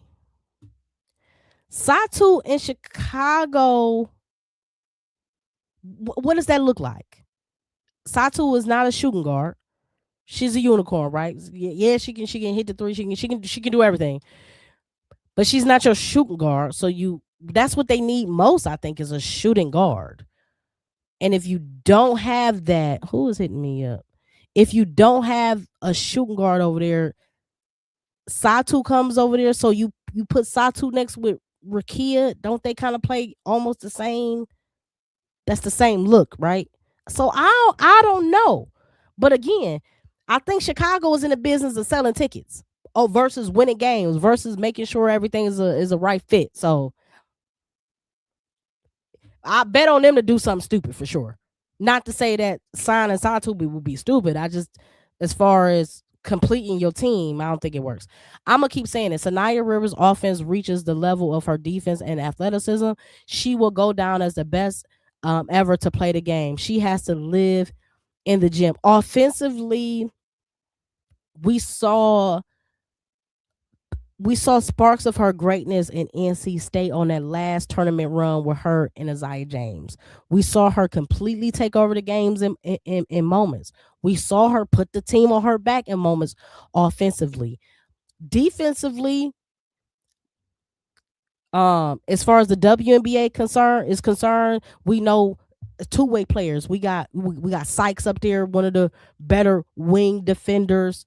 We have a lot of talented wing defense. Sonya Citron, as far as one of the young players, as far as wing defenders, really good wing defender. But Sanaya Rivers defensively, athleticism, her jumping ability, her reach. I mean, she's really next level. Mid range, I think she's good as well. She gotta tighten up that 3-point shot. See, when you get to the big stage, if you don't have a three as a guard, it's tough. You gotta have that three as a guard. You gotta at least have a threat. You have to step out on me, right? And even if she doesn't take a lot of 3-pointers a game, take a lot of attempts, she gotta make people know that you gotta step out on me though. And I think right now people are giving her a little grace, giving her a little space. This season though, she might be a little something. If she ain't taking 500 threes a day, what you doing? What you doing? Take the threes, baby. Take it, make it, take it. Tighten up on it. Yeah, she leaving Phoenix is crazy. I just didn't foresee that. I thought they had enough pieces to run it back. I don't know. I don't know. Satu at the 4, Camilla at the 5, Rakia at the 1. Ricky ain't no point guard, but they also got Will and Elizabeth Williams just inked a $1.2 million deal. She's your starting center, so they got the center, they got the 4 in Camilla, they got the 3 in Rakia. So if they got Satu, are they gonna move off on Camilla eventually, or they just start a real big starting 5 and put Skylar Diggins out there, put Rakia at the 2, put Satu at the 3, Camilla at the 4, and Elizabeth Williams at the 5. Now they could do that. I think Rakia Jackson actually could be a shooting guard. I think Rakia Jackson is a much better scorer, much more dangerous scorer than people give her credit for. I think not being under the lights of LA, and they just had a lot of names. You got Kelsey Plum, got Brink, you got a lot of names over there. Separating that and where she can kind of stretch out a little bit. I think Rakia Jackson in Chicago, especially at the 2, she can be a 2. She could be a 2 because she's a 3-level scorer. It just depends on what their overall thought process is around creating this starting 5. Again, in Chicago, they probably gonna do something stupid. I don't know. We have a lot of money, so I think we sign somebody to the max tomorrow. I think so too. I mean, I think so. Is it Satu though? Is she a right fit? I mean, is she a unicorn? If you have the potential, the opportunity to sign her, then damn it, you sign her. You gotta sign her. And then you just figure out everything else along the way. But I think you can work that with Skylar at the 1, Rakia at the 2, Satu at the 3, Camilla at the 4, and Elizabeth at the 5. I think you could do that. Do you have dream fits for certain free agents? I'm curious where De'Erica Hamby goes. Well, we know she ain't going to Vegas. We know that for a fact. And De'Erica Hamby is such an interesting player because she can easily be a 6-man. Obviously she's won multiple 6 Woman of the Year awards. And she can easily be your starting, small forward, combo forward type of person. I don't want her to go to Indiana. Just don't go to Indiana. But if she went there, she would be an amazing fit in Indiana. Imagine that. Matter of fact, let me get back to this because I ain't even got to this yet. 6. I ain't even got to the rest of the picks. We're supposed to do top 15, so I'm gonna blow through the rest of them. If number 6 is Toronto, I think Kiki Rice get drafted to Toronto to shore up that back court. I don't really think they have a lockdown point guard yet. So, I think if you go and get Kiki Rice at number 6 in Toronto, especially, it's a new franchise, right? You don't really have any expectations. I think you can build around her in the pieces that they got in the draft. She's strong. She's a downhill point guard. We know she's downhill. We know she got the Euro. She gonna put her body into you. She's gonna try to get to the line. She's physical. She plays with pace and control. We've seen that. Especially against South Carolina, the step back 3, that was cold on Raven. She said, hey, at the end of the shot clock, hey, step back. So when she got that going and when she going down court, I mean, she really is unguardable. But then she is a type of point guard that she doesn't have to look for her shot, but I dare you to leave her open. I dare you to play with her as if she's food. She's going to take your plate. So I love what Kiki Rice brings to the game. And she has a maturity already that is kind of like, I see you've been here you're a senior and you play like one. Some seniors don't play with the maturity that you can put anything on their desk, you can put anything on their plate and they can get it done. But she can. 15 points. She averaged almost 6 rebounds, 4 assists a game, shooting 49% from the field, and 37% from the 3. 3-point got to step up. I think that will. Especially when you go to this new team that's not really expecting, a lot of great, remarkable things. What Golden State did was an anomaly. I don't think we're going to see that again this season, but if we do, I would love to be wrong. Number 7 pick on the board is Portland. Again, another new team. So anything can happen. So for 7 that I have is, based on what we saw in this tournament, I got Gabriella Hawkins going 7, right? She's tough, she's physical, she's a 2-way wing, she's defensive minded, but also we've seen her this past tournament be all she can be when it comes to offensive. So she comes from a culture. She's a culture setter. She plays with a certain prestige and a certain poise and just rapport and camaraderie that she has for her team. She's garnered the respect of her team, and we know that UCLA. I mean, they're gonna have 7 people in the dang on draft, at least 6 people in the draft, which is crazy. Okay. She's solid across the board. She doesn't always dominate headlines, but she impacts winning with elite defense, rebounding, effort plays, and offense. We've seen multiple offensive rebounds that she got in this tournament when nobody is looking. She's always moving around. You can't get a body on her. She's all over the place all the time. She reminds me for real of Asanya Citron. And I'm really high on Sonya Citron. Love her game. Okay. Now, y'all just showing love today and blessing me today. Shout out to Tuss Love. Welcome back to Her Core, Her Rules, y'all. Y'all, here go my hat. Here go my hat. Tip my hat. Appreciate y'all. Appreciate y'all. Do what she said. Hit that like. Hit that share. Hit that subscribe, man. Get into the comments. Whether you watching live with us right here, right now. We do this every Monday and Friday at 6 p.m. Or if you're watching on a replay, just go into the comments. Let me know if you think I'm absolutely wrong or if you think I'm spot on. I would love to hear your feedback. I reply to every single comment. Nothing gets overlooked. Nothing gets missed, because I appreciate y'all's feedback and y'all engagement on this channel. So do what she said. Hit that like, hit that share, hit that subscribe. Appreciate y'all. Appreciate the chat. Appreciate for sure these super chats. It's the first day I'm ever even getting super chats. You know what I'm saying? So much love to y'all, man. Shout out to y'all, man. Boy, I feel like is it draft day for me? I don't know. I got drafted today. Hello. Tonio said, I'm sorry, I'm asking too many questions. No, ask away. Ask away. I love the feedback. Did I skip a number? No, I didn't.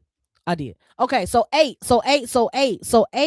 I got Neepkins. I got Neepkins going 8, going to Golden State, right? That would be incredible if she went to Golden State. Because they already have a system in place. They already have a fan base in place, right? Golden State, that's already in California. She's coming out of UCLA. Makes a whole lot of sense. She's a big guard, big scorer. We seen her do the Dirk fadeaway, one legs. Yo, she would be a perfect fit in Golden State. And then coming off a championship, I mean, really, when you coming off a championship, you're gonna go to any team and you're gonna be able to plug and play real easy, right? And the level in which they won this championship, the level in which they dominated in the tournament, and they dominated all season long, yeah, it's gonna be a beautiful thing for her to land at Golden State. Now, this is about to get funny again, because number 9 is Washington. So Washington has several picks in the top 15. They got the number 4 pick. So we think that Lauren Betts is going there. Now, the number 9 pick is going to Washington. I got Cody McMahon going to Washington. She's physical. She's down here. She's a scorer forward who plays with edge and confidence. She thrives attacking the basket, drawing contact, and bringing toughness on both ends. So think about it. You have your point guard and Georgia Amore. Now, granted, we haven't seen her play yet on this level, but she's a tough guard. We saw her play with Kentucky and we really saw her in Virginia Tech under Kenny Brooks. Kenny Brooks left Virginia Tech, went to Kentucky. So we saw Georgia Amore. So you got Georgia Amore at your 1. Sonya Citron at your 2. Okay, hold on.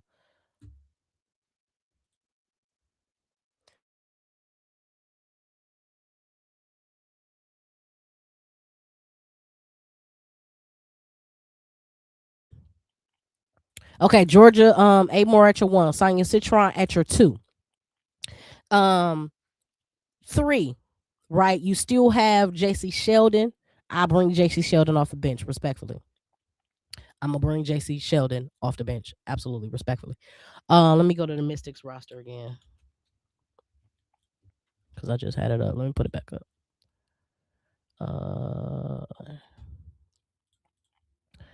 Go to the Mystics roster again. So you got Amore as your 1. You got Sonya Citron as your 2, right? Alicia Clark, she may or may not be there again, but you more than likely, this is the place where she wanted to be. She won a ring here with Washington. I think she's gonna retire here with Washington.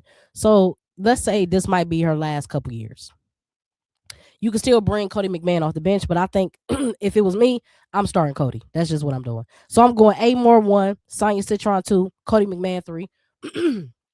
I'm going Kiki Iriafen 4, and I'm going Lauren Betts 5. That's my starting 5. Okay. So if they go ahead and do what I say, just do what I say, listen to me. Don't listen to nobody else, listen to me. Amore 1, Sonya Citron. She could have been rookie of the year last year, but she got beat out by Paige. It is what it is. Sonya Citron 2. Cody McMahon 3. First of all, if you put Cody McMahon and Sonya Citron, those two pests on your wings, problem. 4. Kiki, another defender, problem. Then you got Lauren Betts, a 6'7" defender. That starting lineup would be crazy. Insane. You got JC Sheldon coming off the bench. She can't hit the 3. She a 3D person. You got Alicia Clark coming off the bench. Another all well-rounded player, veteran, winner, right? On all levels, right? You got Dolson. She's a center, she can play backup minutes, and we got to figure out if Shakira Austin is going to stay on this team. But if you have Shakira Austin coming off your bench, backing up Kiki and or Lauren Betts, then you have JC Sheldon coming off your bench, backing up Sonya Citron. Then you have Alicia Clark coming off your bench, backing up Cody McMahon. They still, I think, probably need another point guard, but we know Alicia Clark played a lot of point guard minutes with the Aces. She can run a team. She can run an offense. So you gonna have some problems. You still got Lucy Olsen on this team as well. This roster can look very, very strong defensively and offensively when you have Cody McMahon, Sonya Citron, and Georgia Amore in the backcourt. Ridiculous. And then your front court is Kiki potentially and Lauren Betts. Ridiculous. Cody McMahon, 19 points, 5 rebounds, 3 assists, 45% from the field. She was terrible from the 3-point line, but we also know that when she transferred from Ohio State, shout out to the Buckeyes, and went over to Ole Miss, her game evolved. She's more of a point forward now. So you can even stagger her and have her attempting to run your offense through Cody McMahon, right? Could you imagine a pick and roll with Cody and Kiki? Right? She's going downhill. Who's stopping her going downhill? You can run pick and roll with Cody McMahon and Citron, right? And Citron moving all the time. She got the back door. Man, listen, it's going to be a beautiful day in the WNBA. I'm trying to tell you. Hold on. Let me get to something. Kind of random, but what do you think about Hailey Van Lith coming out of TCU? I really like her when Jeff traded her back to get her at number 11, but it was a nightmare last year. Yeah, it was, because I think Tyler Marsh is a goofy. I think Hailey Van Lith never got enough minutes on the court. When she did get minutes, they wanted her to do, miraculous things.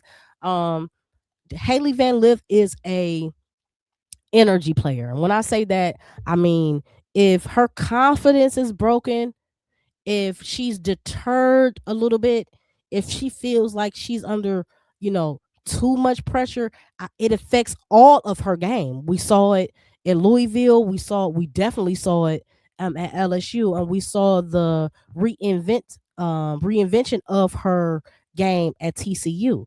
And we got the best of her at TCU. I thought she could have stayed at Louisville, but coaches matter. And sometimes coaches' personality may not mesh with yours for real.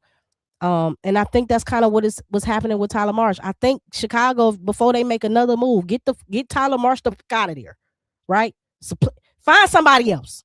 Call me. Hell, me and Pastor Duke could come up, and Antonio, we can go ahead and we can do better than Tyler Marsh. Guaranteed. I think Enrique would have been perfect for Golden State, but drafting a rookie is more cost effective. Exactly. Enrique signed a 7-year, forgive me, y'all, but that sounds like a plantation deal. 7 years in the WNBA is ridiculous. Unless you are Asia, where we know Asia will never put on another jersey besides Las Vegas Aces, right? Asia can sign a lifetime deal with the Aces.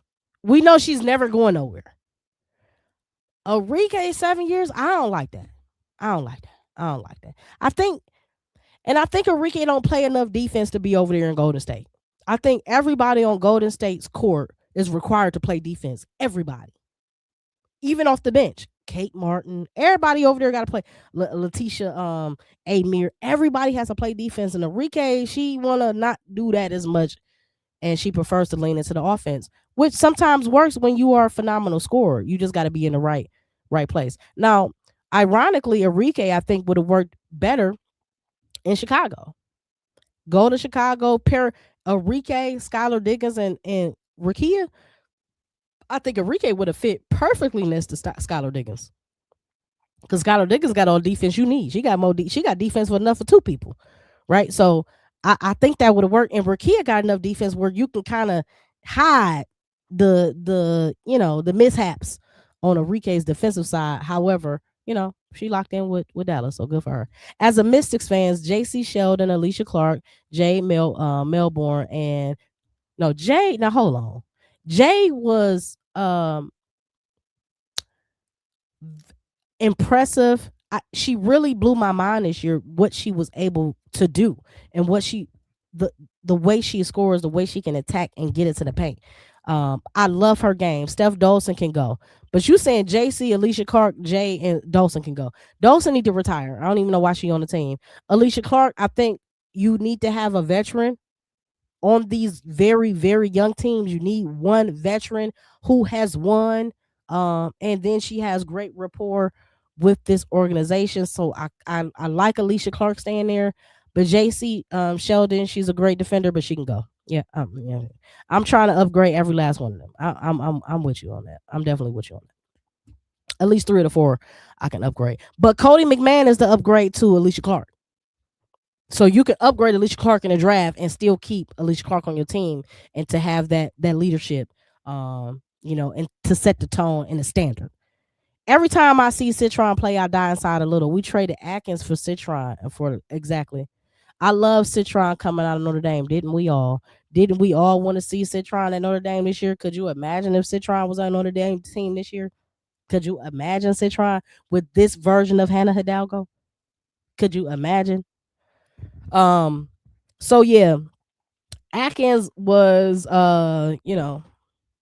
she had moments where she did something, but most of the games this year she looked like 2 rusted pennies. She just did not give me nothing. Thought she could have stayed in Washington, but it's a reason why Washington said, we good. Let me get that 5th pick. Okay, let me get that 6th round pick. I actually like Marsh. I'm not giving up on a rookie head coach just yet. I just hope he proves us wrong as a Sky fan. Well, we gave up on Teresa Witherspoon. I felt like she did better than Marsh. They both had a sucky record. At least she commanded more respect from her team. We literally saw people stop playing. We saw people saying, what is he doing? Like, you know what I mean?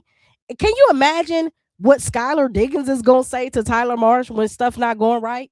She's going to read him for filth. Can you imagine? Right? So, I don't know, bro. Bro, Alicia Clark is like 40. I mean, she's 38. I mean, we ain't going to be ages. She is like 40, though. She is like 40, and she's getting up there. But in a reduced role, she's okay. She's okay in a reduced role. You don't need her to play 20 minutes a game. You really just need her to be on the bench leading the squad and maybe get some minutes in. She's still a great defender, right? But again, I think Cody, she can learn a lot from somebody like Alicia Clark, and she's an obvious upgrade in every respect of the word, upgrade. Do I like Atkins on the Sparks? I think Atkins is going to play better on a team where she doesn't have to do too much. She over there with Brink and Plum, and we got to see what Hamby doing or whatever. But I think the Sparks still going to be a losing team this year. So to me, doesn't matter. No, I'm not really a Sparks fan. I can care less what they're doing. If I got to root for a team in California, for real, it'd be Golden State. But I love Kelsey the dog Plum. How can you not? I don't really like Atkins on any team, to be honest. I don't really know why she's here. I don't. I like Teaspoon. We all love Teaspoon, right? Sometimes we was looking at the game like, what is she doing sometimes? But, she commanded the respect of the team, and that's what you like to see. Jay kills at least 5 to 7 possessions a night with bad shots, turnovers. She plays way too fast. Way too fast. Can't win a championship like that. And we probably wouldn't have seen as many minutes played with her if Georgia Amore was healthy. Yeah. So I agree. I don't know why I'm talking about Clark's age when Sky might sign a 35-year-old Skylar Diggins, but Skylar Diggins is in prime shape though. Prime. You see the rips in Skylar Diggins' arms. You feel me? So, Sky, she getting up there. She getting up there. But she took a couple years off. What she took, like 2 years off. She had a baby and stuff like that and all that. So Skylar is about to be 35 or is 35, but I think in retrospect, like basketball time, she probably more closer to 30, right? There are some people in the league that's older that like Tina Charles is old, still a beast. Shocked LA is giving up on Rakia. Something is weird about that trade if it happens. There's something we don't know. I'm shocked too. That's something I definitely wanted to see Rakia and Cameron Brink healthy full season and really see how that small forward, power forward thing looks. You know what I mean? That center. Like I really wanted to see how that looked, but I guess we'll never see it. On the flip side, going to Chicago means she's back in the Midwest. She just one skip of a rock away from the hometown. There is nothing to lose playing at Chicago. There are really no expectations of winning there. I think she can again. If you go to Chicago, pad your stats. That's what you're here for. Get the best stats you can get. Best stats you can get. Number 10, let's run through it. Number 10, this is where we stop. I don't really care about 11 through 15 for real, for real. I care about number 10. Number 10 pick is Indiana. Number 10 pick is Indiana. I got Indiana drafting Raven Johnson. Why do I have Indiana drafting Raven Johnson? Because as much as we all appreciate the offensive savant and Caitlin Clark, the passing ability, the scoring ability, we know that she's not a good defender, right? We know that what they tried to put around her with the reinforcements, and Ari McDonald, and Sydney Colson is old as dirt. They need to get young back there. They need to get healthy back there. We know Raven Johnson. I keep always want to call her Raven Simone.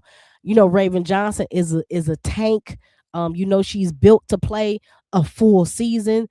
She's gonna go out there and try to move the ball. She's high IQ. She's pass first point guard who impacts the game with poise, defense, and the decision making. She's an elite facilitator who keeps offenses organized. She can push the tempo. She makes winning plays without needing to physically score high volume. But more importantly, she's the SEC Defensive Player of the Year. That's exactly the type of person that you need to pair with Caitlin. You need to say, okay, Caitlin, we're not even going to press you no more on this defense stuff because we know you're not really about that. You're not about that life.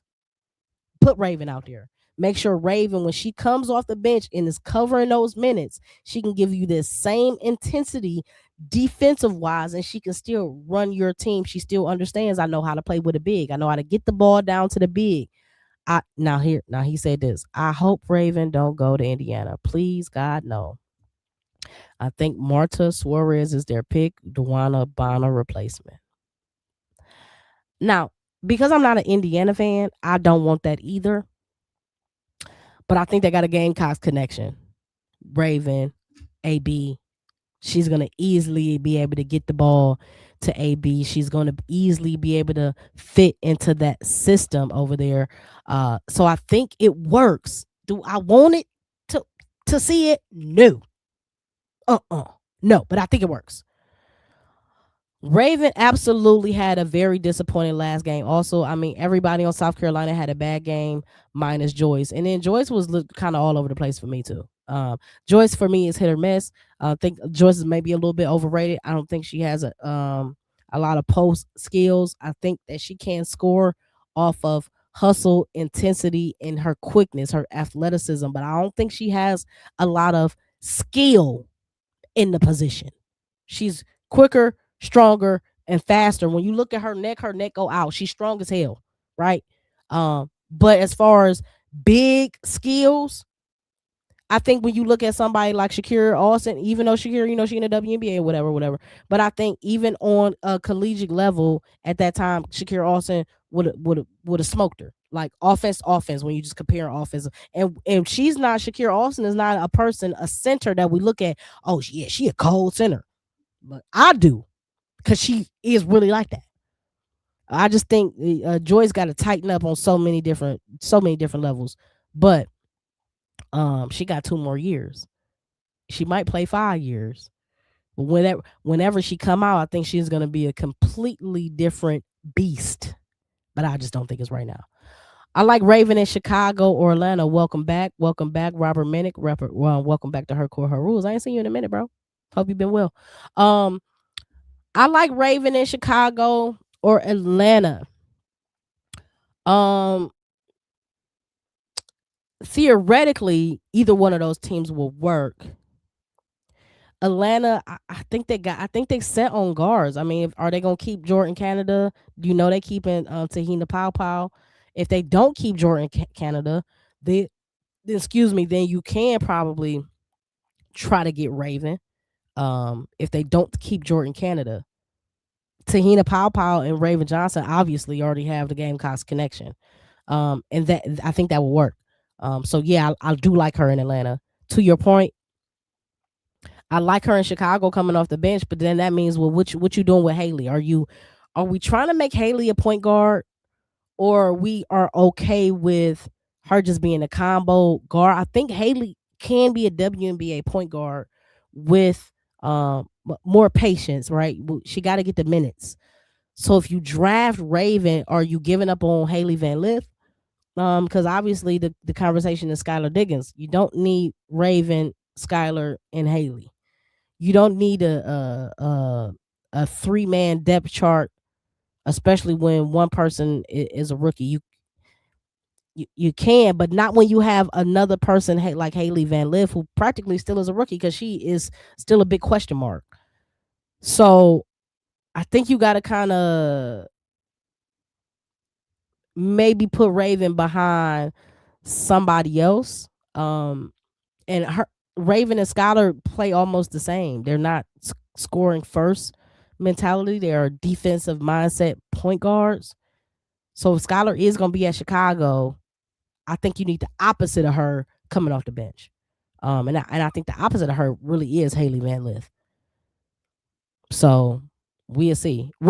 Regardless of the fact, I think Raven needs to be next to a seemingly veteran point guard and leadership. I think it will work with Caitlin, even though she's not a veteran.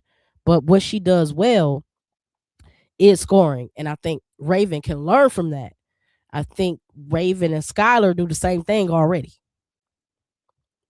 Joyce need to work on that face-up game. And that back to the basket game, because when her back to the basket, she want to do that little weird turnaround jump hook thing. She hasn't utilized angles yet. She doesn't understand glass work. You are big, and because you are big and you're close to the basket and you're strong, you got to be able to utilize that glass. She hasn't really mastered that yet. And also, let's just kind of talk about this a little bit. This new wave of players, especially bigs, when you talk to them about where they want their game to be, they always bring up guard-like attributes that they want to add to their game.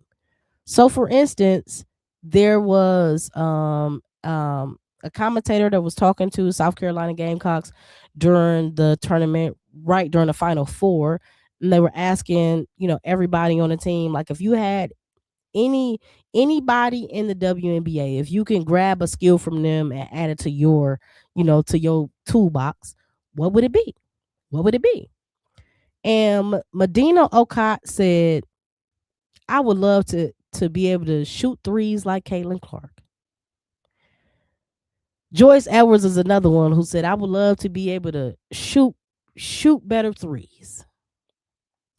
And I'm like, don't you want to have footwork like Asia? Don't you want to be able to bang with them and be able to finish both sides? Like, Why you want guard stuff when you ain't even got the bigs down? You feel me? So it's again, it's kind of what we was talking about with Angel. Like you kind of skipping. You want to be a point forward when you ain't mastered the forward part yet. How you gonna add the point for? You can. It don't work like that. It don't work like that. You don't be a master of none.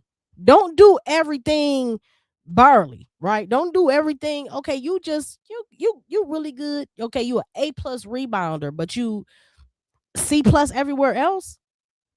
Okay, you a B+ passer, but you know what I mean? So I feel like my dang on phone. You know how Google be listening, they just start act like you talking to them and just start lighting up. Chill, chill, chill. So I feel like today's especially with the bigs, I think they kind of delusional a little bit. Like if I'm a big, I'm looking at the best big in the league. Now, say you looking at a big like a Nafisa Collier, who truly is a big, but she has guard like abilities as well. But we all know that mid range, low post, fadeaway, footwork, get to the line, all of that dialed in. So why wouldn't you want, if you want to be like a point forward, then at least be like one that's already mastered the forward part, right? Alyssa Thomas, she's a point forward. Okay. She's not the best scorer, but she's a phenomenal forward for what she does, and she can run the point. So hold on, wait.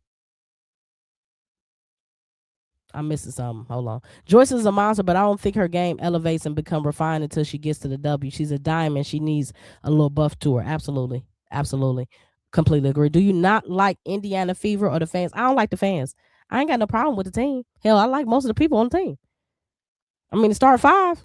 I mean, how can you not like Caitlin? If you love basketball, then you want to watch her play. If you love basketball, then you absolutely want to watch Kelsey. You absolutely want to watch AB. So, I love the team. I love the way the coach, Stephanie White, the way she was able to mix and match and piece together that puzzle that last year and make something out of nothing, man. It was a beautiful thing to watch. Can't stand that fan base though. And started to dislike Sophie Cunningham. Didn't like her commentary, didn't like her little the things that she would say on Twitter or whatever. I mean not Twitter, on TikTok. Some of the stuff I didn't like. So again, if Sophie Cunningham ain't on that team, I might watch him a little bit more. I don't know. You know, going when she went to Indiana, a little bit of her mask started to fade, and we started to see a little bit of her truth. We didn't see that. I was actually a huge fan of Sophie Cunningham in Connecticut, just off the way she plays the game, or Phoenix. I'm sorry, the way she plays the game, but she kind of got a little weird in Indiana. I don't know. Do you have Latson in your top 10? I really like her game. I think she goes top 10 Monday.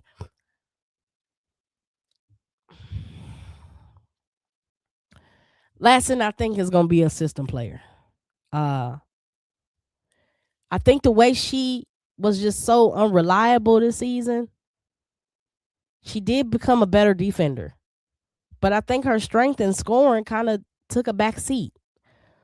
Can she pick that up? Can she regain being that scoring threat that she was at Florida State? I don't know. We would have to see it.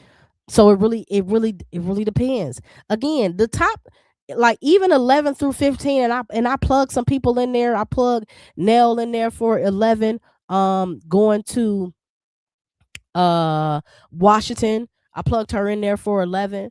I plugged Tanaya Latson in for 12, going to Connecticut. Because I think if you pair her with Sanaya Rivers, that could be a crazy backcourt right there. So I think it depends on what team she get drafted to. I don't think she's a top 10, but I do think at the top of the season though, because her stats were going down, has started to decline. Once we got to like January, it started to reduce. She started the season averaging 17 points a game. She finished the season averaging 14 points a game. Her field goal percentage stayed about the same, free throw percentage stayed about the same, but 3-point percentage completely tanked, shooting 32% 33%. Rebounding wasn't, that high. Assists 3.7. We saw in the playoffs where, she don't pass that well as far as willingness to pass. She gets too far into the paint before she wants to make a decision. I think she needs to tighten up her decision making a little bit, but if she goes to the right team, I think she can do very well, especially if she had the right personnel around her. I like her going 12 to Connecticut. Joyce might be the smallest 6'3" forward I ever seen. She can't be the same size as Angel. You know what? Because she plays small. She don't play big. Right? Angel plays bigger than her size. Sometimes Angel be looking like she's 6'5" out there, 6'5", 6'6". You know what I mean? She plays big. She plays long. Joyce, I think, is more athletic than a archetype like Angel. She's way more athletic. She's quicker, right? I think she has better footwork as it relates to switching ability and things like that. But I don't think she's a better defender than Angel. So Joyce got work to do. Long story short, she got work to do. Welcome to Her Court, Her Rules, Jerome Danielson. He says that there's a great analysis of AZ Fudd on YouTube called Star or Role Player. I'm biased. If you can do me a favor, if you can put that link on the comments, and I'll be sure to go and watch that because I would love to see it.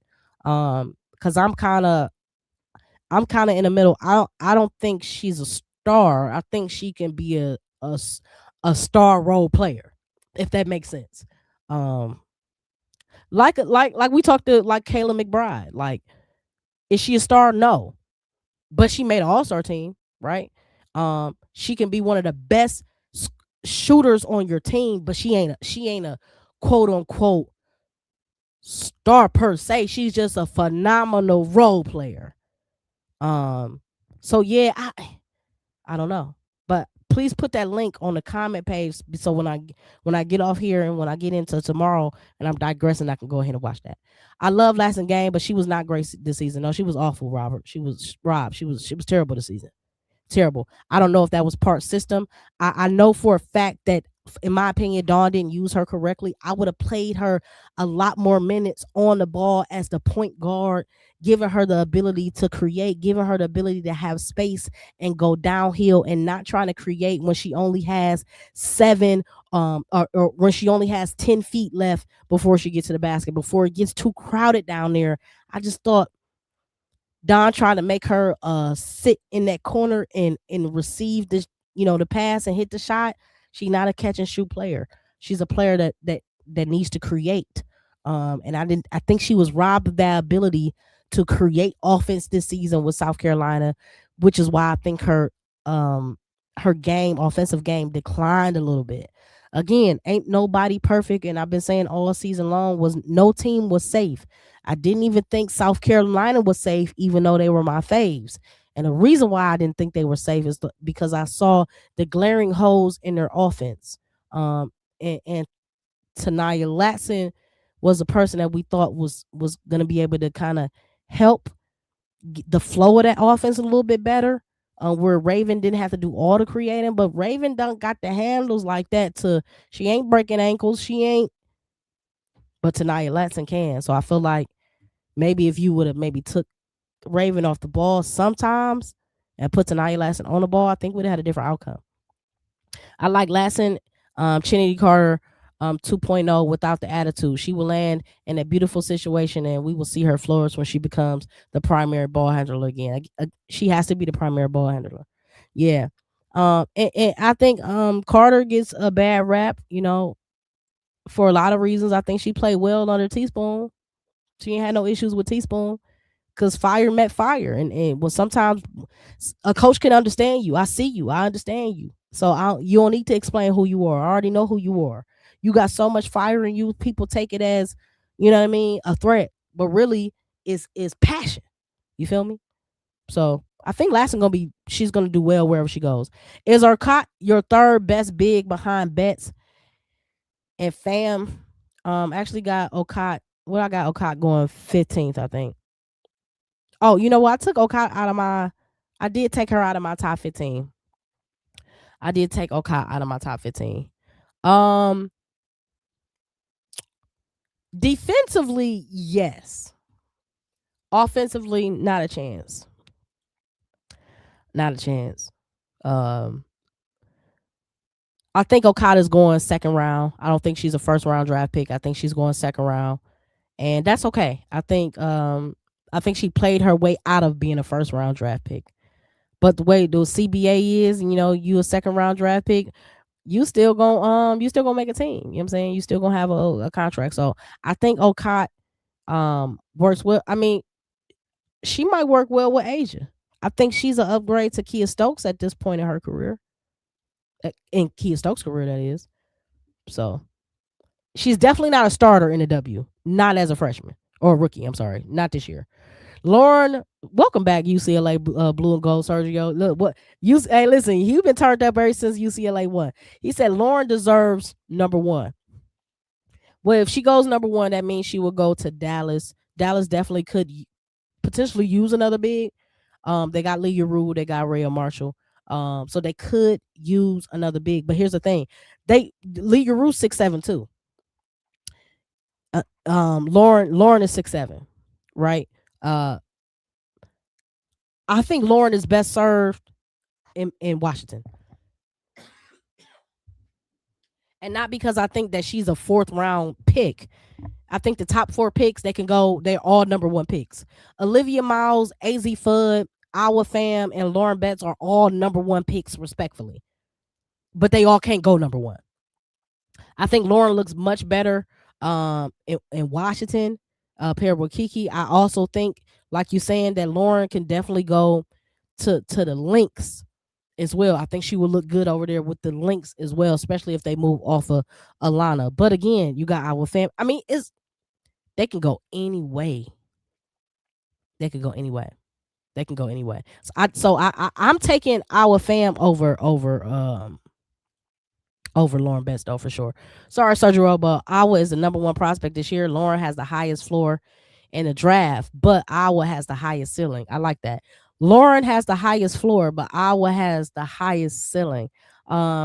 Offensively, already, Fam is a better player, and she potentially is a better defender because of her switching ability. For me, but I like Lauren Betts. Again, I think Lauren Betts look better in a different system, with lower expectations. Again, if Lauren Betts get drafted to the Lynx expectation is finals or bust. Lauren Betts don't need that pressure freshman year. Our fam can eat that pressure freshman year, rookie year. I'm sorry, rookie year. So you low on all the South Carolina players, and I agree. The whole team looked weird and chemistry was off this year. I ain't really high on the South Carolina players in the draft this year. I really wasn't. Again, Raven Johnson, I think, is the highest draft pick. That's because she is solidified as a defender. If with Latson, she was solidified as a scorer, but it just tailed out so much. And we saw like one good game of her in the tournament where she had a 20-point game, but it wasn't really that like that. Okada just became a shell of herself, and where she became one-dimensional, and she was only really able to be a pretty good rebounder in the tournament. She wasn't really doing that much. I remember she had the one game she made the 3 threes, and everybody was like, "Oh, she made the 3 threes," and I'm like, "But what is she doing in the paint? Why she not down there? Why she don't have no moves?" Lauren Betts, to me, sometimes when she gets down in the paint, especially when she has to, especially when the pass isn't a clean pass and she has to reshuffle and reset, sometimes that shot look weird now. Like that post move look weird now. She can just get too deep, too far under the basket. And I think a lot of these bigs don't utilize their athleticism on the offensive side. They're okay with utilizing it on the defensive side. But offensively, I think it just kind of look, like they don't jump as high. They don't move as strong now. Offensively. Now she did have some moments, Beth, shout out to her, where she had a real strong drop step move. But again, that was against Joyce Edwards, and she completely towered over Joyce Edwards. Now, when you go into the W, you might have the height advantage, but you definitely don't have the strength advantage. So, yeah. The way the women's game is played, Lauren's post defense and presence alongside her ability to consistently draw two defenders on offense gives her the highest floor to me. But will we see two defenders on Lauren Betts in the W? I don't think so. I don't think you need to double Lauren Betts in the WNBA. In college, yeah, because she's bigger than everybody. But in the WNBA, the W know how to check. There are JJs out here. She's not the first big person. There are BGs out here. Leah Rules out here. She's not the first 6'7" person that we've seen. So in the W, I don't think you need to double her. But in the NCAA, you definitely need to. So I think that when there's 1v1 against Lauren, I think, I'm taking my chances with whoever on my team. Again, you got Alana Bet. Let's say you got Alana Smith checking Lauren. Alana's pushing Lauren out there. She's get out of here. Get out of here. You're not getting that off on me. I'm stronger than you. I don't think her strength is where it should be to match her height. Right? So I think it's a little. I think that's why she need to be in a good system. And I think if you put her next to Kiki, they can be one of the craziest backcourts in the W. I agree with you about Kot. She forgot how to score. Yeah, she did. She forgot, and so did I, because I forgot she knew how to score. What is she doing out there? Lauren Betts probably wants that chip in year one, and the game-saving block on Jackie Young would be huge. That would be a real welcome to the league. Now, she's going to block some shots, and she's going to embarrass some people because they're not going to think that she's going to be quick enough to get there, but she will, and she will block your shot in the W. I'm excited to see. I wonder who her first block is going to be. Depends on what team she lands on and the schedule. I wonder what big block is going to be her first block. If it's against the Aces, I would say it would be over Chelsea Gray over Jackie, right? Because sometimes Chelsea Gray, she move a little slower. She'll move a little slower. I think Lauren might send it. I think Lauren might have to send it. And Lauren, and when she gets emotional and she get to screaming and hollering and getting the crowd involved, interesting. Lauren Betts has a good mid-range game, which makes her even harder to guard because she's not just a paint presence. Exactly. She does have a good mid-range game. I'm excited to see her on the next level. Again, I think we have a lot. This is going to be a fantastic draft. I really don't have an argument with none of the top 15 players, and we can go as deep as second round. But again, I got Ashlyn Jackson in here as a number 13 pick going to Atlanta. I think she will fit absolutely well with that team. She doesn't need to be you don't need to run the offense through her. She's a great defender. She can check multiple positions. She plays really strong, so she can check guards and she could play up, check some that small forward, power forward type thing here and there. And then she can also be a spark off the bench. I would love to see her coming off that bench and kind of be this new wave of this sixth man. I think that's Ashlyn Jackson's level and on the next level. Her I think that's her niche. 6 man. You know what I'm saying? 6 woman. I think that's gonna be cold. And then obviously 14, Ayana Martin. She's from Spain. She played with Eyes Awa Fam. She's a little bit smaller. She's 5'8", but she's a floor general. She has a scoring touch. She should score anywhere. She has a great shot. She can get to the line as well, and she has a great great vision. So she's giving you 5 assists a game. She's going to be a great fit for a team as well coming off that bench. I got her going 14 to Seattle. Seattle needs another guard. And I think if they go and get number 3, if they go and get who do I have number 3? I didn't forgot. Who do I have number 3?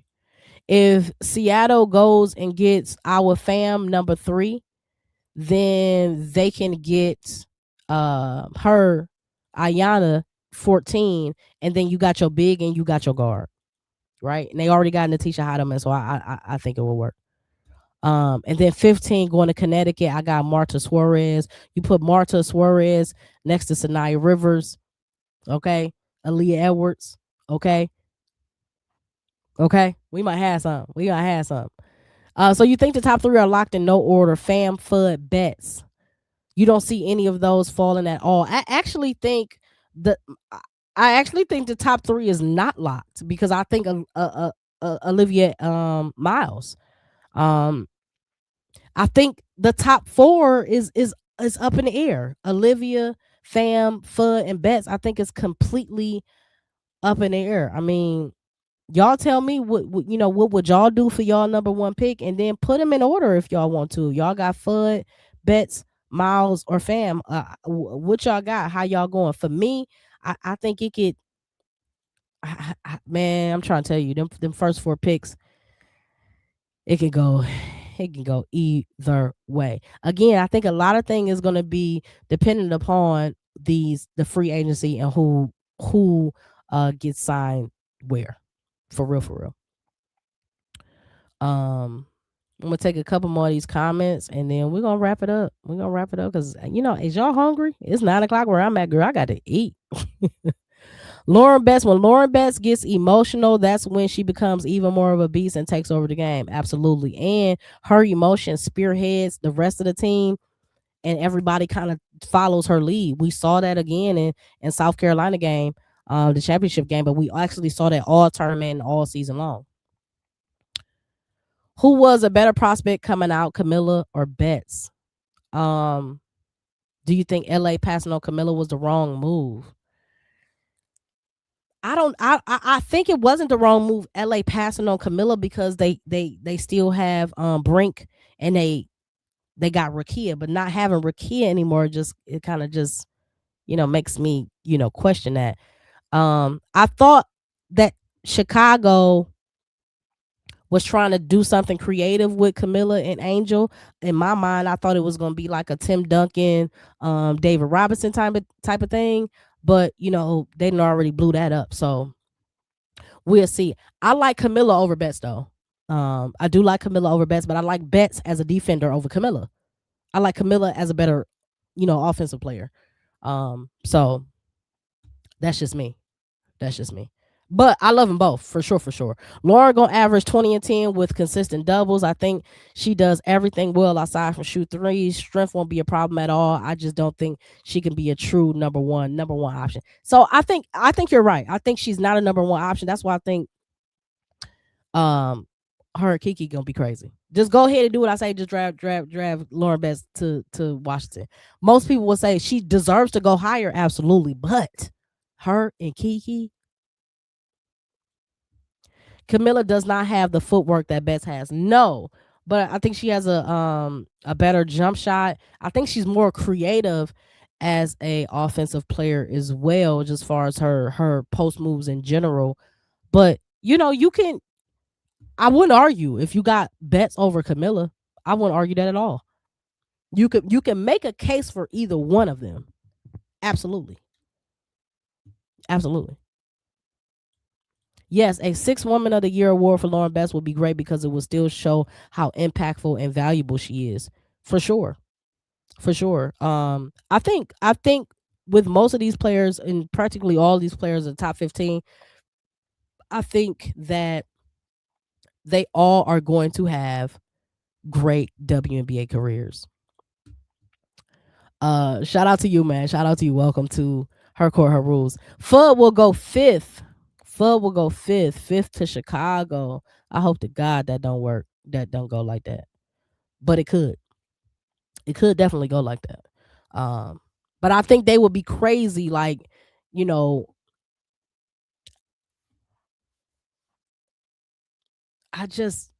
if let's say she did go 5, who would you draft over her? That to push her down to 5. She was arguably a number 1 pick all season long, and then she kind of got pushed down to either 2 and 3. I don't think she will go 4, and to go 5. That means that you got to draft a player over her because there's not 4 better players than her, and we know the other 3 that are in the conversation. So what's that 5th player that's now jumping? It ain't Flaugier. It's not Hawkins. It's not Gianna Neekins. It's not Cody. It's nobody. So I don't think she will go 5 because she won't be on the board that long. She gonna be gone by 3 for sure. I completely forgot about Miles. My fault. Yeah, she gonna be gone by 3. Olivia, Betts, Fudd, and Fam. Our Fam. I'm not mad at that order. I got Olivia Betts going 1. Olivia Betts. I got Olivia Miles going 1. I think Betts can easily go 2, depending on what Minnesota wants to do and what they will do in free agency. Fudd, I can easily see her with Seattle. They need a shooter. They did get Natisha Heidemann, but how can you not use one of the best pure shooters we've seen in college basketball? And then Fam, I could see Fam in Washington too. I just don't think she'd be on the board that long. But I like this top 4. Again, the top 4, we could just throw it up in the air. It's just dice. It's a dice game at this point. Tonio said, I really appreciate your time and answered all my questions. I just found your channel and I'm happy I did. Have a great and safe night. I appreciate you following, subscribing to the page and pulling up and asking your questions. And so we can have this conversation, because again, over here on Her Court, Her Rules, it's her court, her rules. This is our court though, right? This ain't my court. This is her court. This is our court, right? And we're going to carry this thing right from the NCAA women's basketball. We're going to carry it right on into the WNBA. We're going to turn up all season long, Mondays and Fridays at 6 p.m. Again, we're going to do the draft party, watch party on Monday. So be sure to pull back up here on Monday at 6 p.m.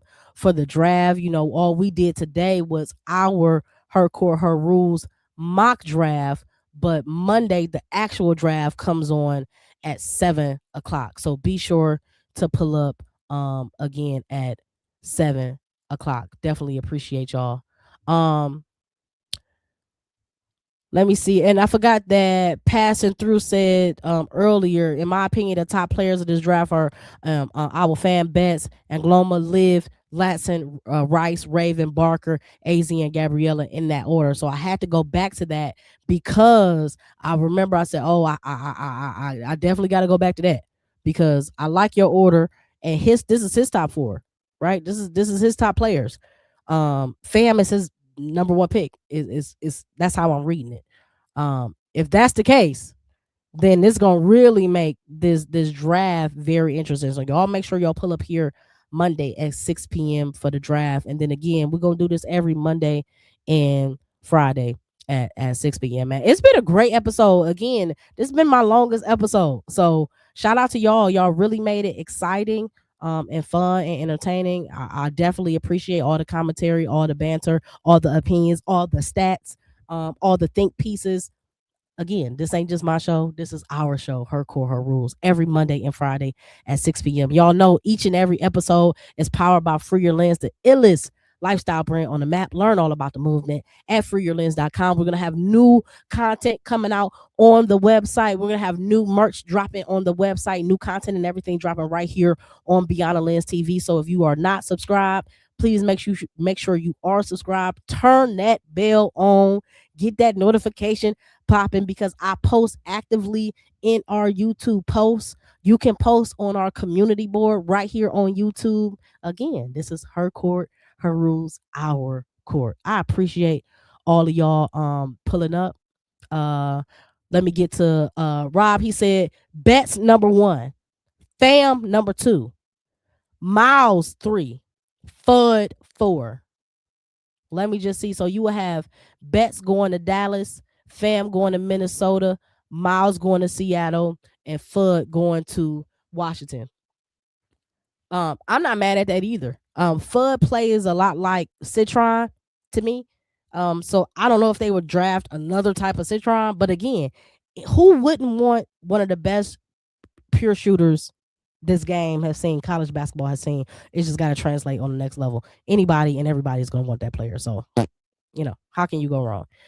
Last comment. I think Nell Angloma is better than AZ. I do too. But lack of media coverage and politics is why us Americans are late to the party. I think Fudd is a better shooter, but I think Nell is a better scorer. So I'm with you on that. I'm with you on that.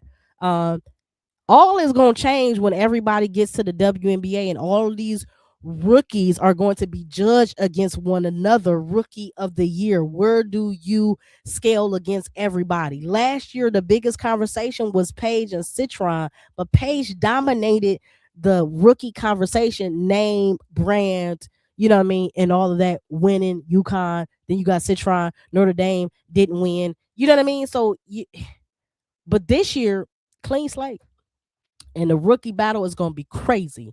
Bruins, UCLA. Sergio, he said, we appreciate you. Thank you for her core, her rules. You have a blessed night. I appreciate y'all, man. Y'all have a great night this Friday. Y'all be easy this weekend, man. Peace and freedom to everybody. Y'all know how I sign out. Gotta say peace and freedom. Gotta make sure y'all blessed until we see y'all on the next go round on Monday at 6 p.m. Pull right back up here. Her core, her rules. You already know how we do it, how we go down. It's your girl, Naja Lee. It's been a pleasure. Peace and freedom.